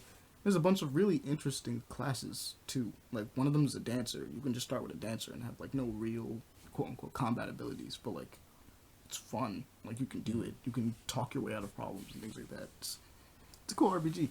Also has that same art style from Project Triangle Strategy. This was the predecessor to that one. So it has that sprite, really nice little sprites on illustrious looking, like gorgeously detailed 3D drops with like realistic water and things of that nature. And it looks really nice. But this one's a cool one that Andre, you'll definitely get kicked out of. So the 2000s animated Star Wars TV show is now on Disney Plus. Officially getting that one. That one's coming back. Can't wait. Those are always dope. That's a good one. Like, if anybody's ever seen... Actually, do you guys remember it was... Who directed it? What his name is? Gendy Tarkovsky. I can never... Gendy or Kennedy? I think it's Gendy. Kennedy. Kennedy Tarkovsky. Never get his name right. Don't worry, we're getting to the end, boys. Almost done. You're good. I definitely got to share this one, though. So have any of you guys ever seen Megalobox before? I feel like I was about to say, I feel like for sure I've screamed to go watch this dozens of times throughout the time we've known each other. Oh, yeah. Well, yeah, so this is getting a season 2. It's called Nomad. It looks really good. I saw it and immediately was like, let's go! Season 2! Season 1, no beard. Season 2, Beard. beard and experience, and man, he looks tired. Joe. he looks. It's not even like tired of it, but like he's. Joe's getting there, man. He's worn down. Y'all don't have to watch that on the stream, or on the podcast, but that's the Skyrim with 2020 look. Skyrim with the. Oh yeah, I'm gonna watch that in a second. But what am I trying to say? He looks. What's that look? That anime bored, tired look. I think. You know what I'm talking about. That's the one. When the dude has a beard and like half opened eyes, you know he's about to throw shit down. Right there it is. Or like no beard, badass haired face covering like Kakashi. You know he's got that half open eye. Like Yeah. But it's very clear that in season 2 time has passed, and based on this trailer, we might have lost some people too from the previous season. And I'm like, no. Why are we coming from me? Why am I coming from my chest, my feelings? I cannot wait for this to come out. I am so excited. It's not even funny. Like, I'm just like, I don't think I've ever been so excited for an anime season to come out. And I love, it's just, I guess it's one of those things where it's like, if it's an anime that, like, you know continues, like, you just know it does, then you're like, okay, I want that season to come out. But there's nothing like an anime that you thought was done. Or like, not even like an anime, like a show or anything like that you thought was done and is like, it's just, this is it. And it comes back and it's like, look, we came back for a reason. You see that reason, you're just kind of like, all right, let's go. Let's put on the gloves. Oh man, I'm doing puns. I wasn't even trying to. Aaron's dying in the seat right now. Let's put on the gloves. Called the pun immediately. Aaron's gonna literally fall out of his chair tomorrow. He's gonna be like, why? But so if anybody remembers this thing called Project Athea or Athela or Athid. That sounds. It was familiar. announced back at the PlayStation game show, like a while back. Spoken. Oh, the swearing And it thing, just right? didn't have a name. It was just like a project. They finally got a name, Ooh. and it looks really good. Andre, you should check it out because it's got dragons. Very nice. Called, Do you remember Final Fantasy 16? How I doubted, and then I became a. oh believer? yeah, that Real was funny. fucking- It was like, yo, Final my Fantasy God, 16 got announced. It looks crazy. And you was like, it's probably not that. It's whatever. And then you saw it. Well, I started in. I saw like a looked like a Damascus like warrior, and I was like, and then all of a sudden I kept going. I was like, oh, This looks amazing. I've quickened. But Forspoken looks great. Like, it looks really good. We actually finally have a name for our protagonist. It's Faye Holland.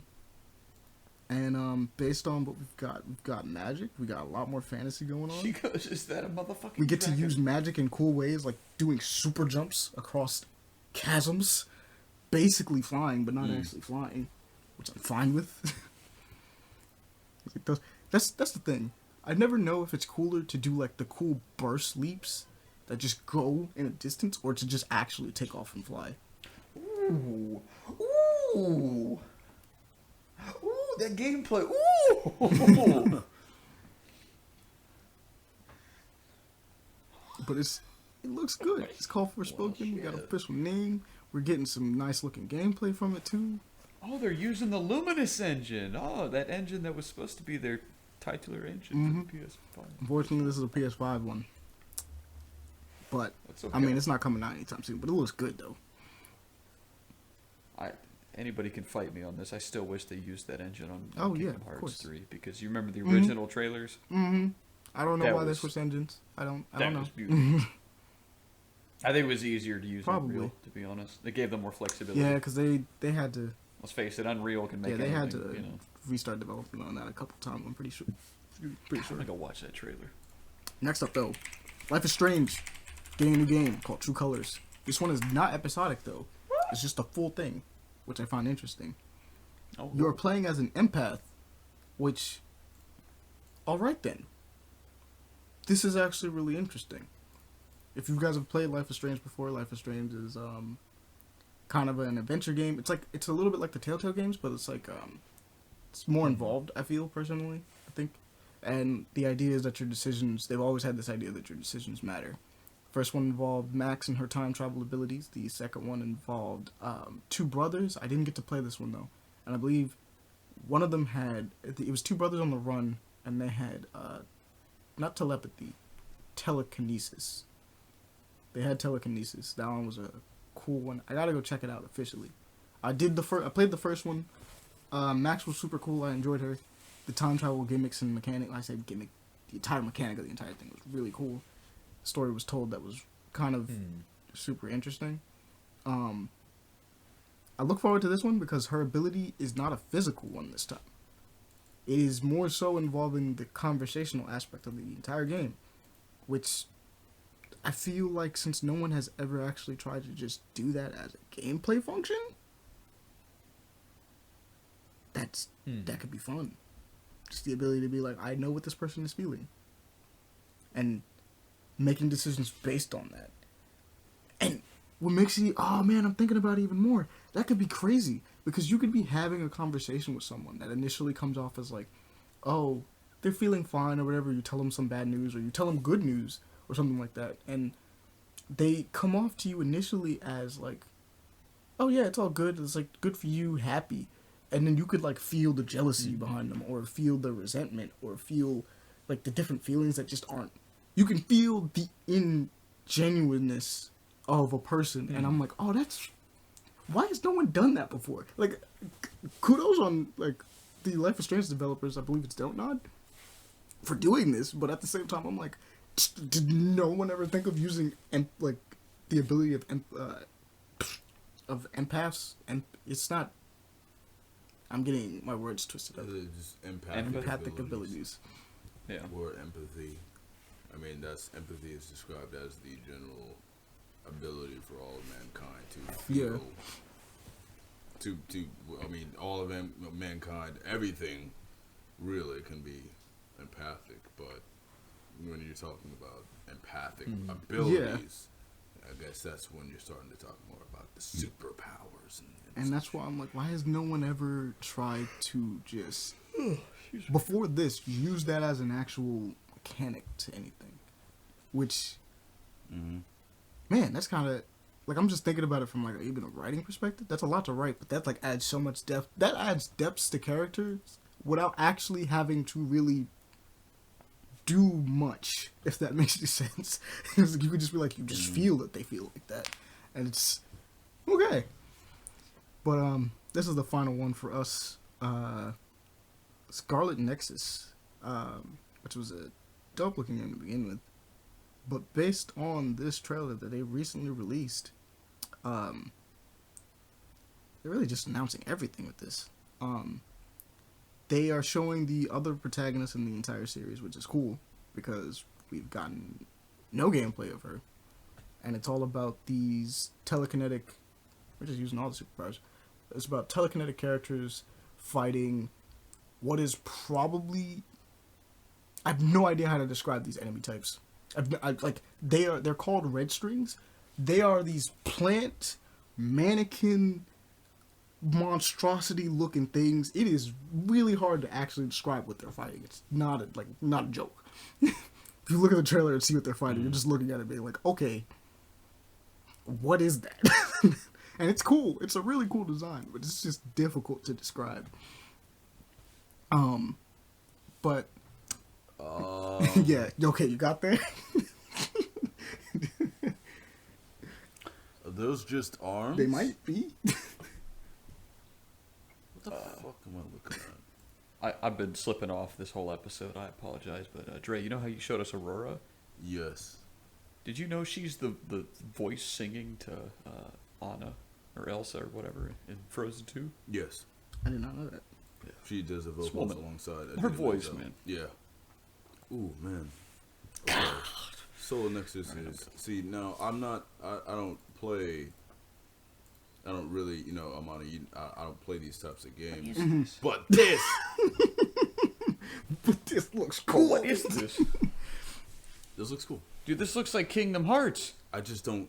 Well, man, I guess I'd have to play to get what I'm looking for. Bro, the gameplay is like Kingdom Hearts. That is interesting. But it... Or near. Ah, man, I don't know how to describe... Yeah. I don't like doing play-by-plays, but... Because I have no frame of reference for past experiences as far as what this would be like, all I can say is this looks interesting. It looks very similar to a character action game. Man, what anime am I thinking of right now that this just put me in? Makes me think a lot of Nier Automata. Yes. But that's the thing. So I like the design of the characters. Yes, I love those masks. I like their suits. Their suits are so cool, man. It looks... Their gear is really cool. They're fighting with power pole. Unfortunately, I feel like the main character, not the girl, but like the guy, is kind of like under-designed. It's weird. Like he looks super generic, but then like he puts on the mask, and I'm like, well, I mean, I'd rather just have him. I actually rather either just make my own character or just have the mask on all the time, because the mask just looks cool. But I'm a make your own character kind of guy. But the deal with it is it has now a release date, and also got an anime. Like in that same trailer, it announces that it's getting an anime before it even came out, and I'm like, okay, Nice. interesting. Wait a minute, isn't Cyberpunk supposed to be having an anime too? Where is it? I think so. Probably Maybe. canceled. No, I'm kidding.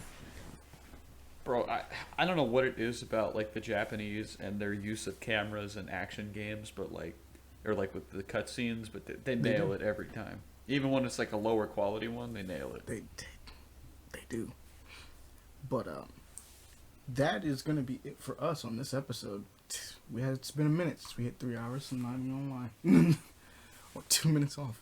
Not since the first episode. Oh yeah. Mm-hmm. Music, but that's gonna do it for us this time. You can catch us next time. Be sure to also gotta mention this. Be sure to follow the Twitter at paper_action, because for sure all the other games that were mentioned in this this game dev direct, you guys should really go check out. But the deal is that we just couldn't have them all on here, so we're definitely gonna put that on the Twitter. Like, you should really go follow those and check those out, or go check out the game dev direct specifically on YouTube. You can watch the whole thing there. It's like two different streams, but there's a lot of really cool ones that you guys can check out. Like, there's a ton that we just didn't cover. We just couldn't cover them all. So please follow the Twitter. Be sure to even if you have any questions for us specifically, email us at paperplayaction. We're always here. We're willing to answer those too. And just share it, guys. Share it. Let people know about this. It's like weird. We don't have like a advertisement or anything like that to actually put us out there. So word of mouth, and technically speaking, word of mouth is the best advertisement in a lot of cases. So yeah, by all means, put us out there. Get us out there. Like, it helps us grow. It helps support us, and we can continue to do this and bring this to you guys. So by all means, like, do what must be done. Go forth, our armies, our minions, Well our said. fans, our people we care about. But I think that'll do it this time, guys. So we'll catch you guys around next time on Paper Play Action. Bye. Have a good night, Bye, guys. everyone. Have a good one.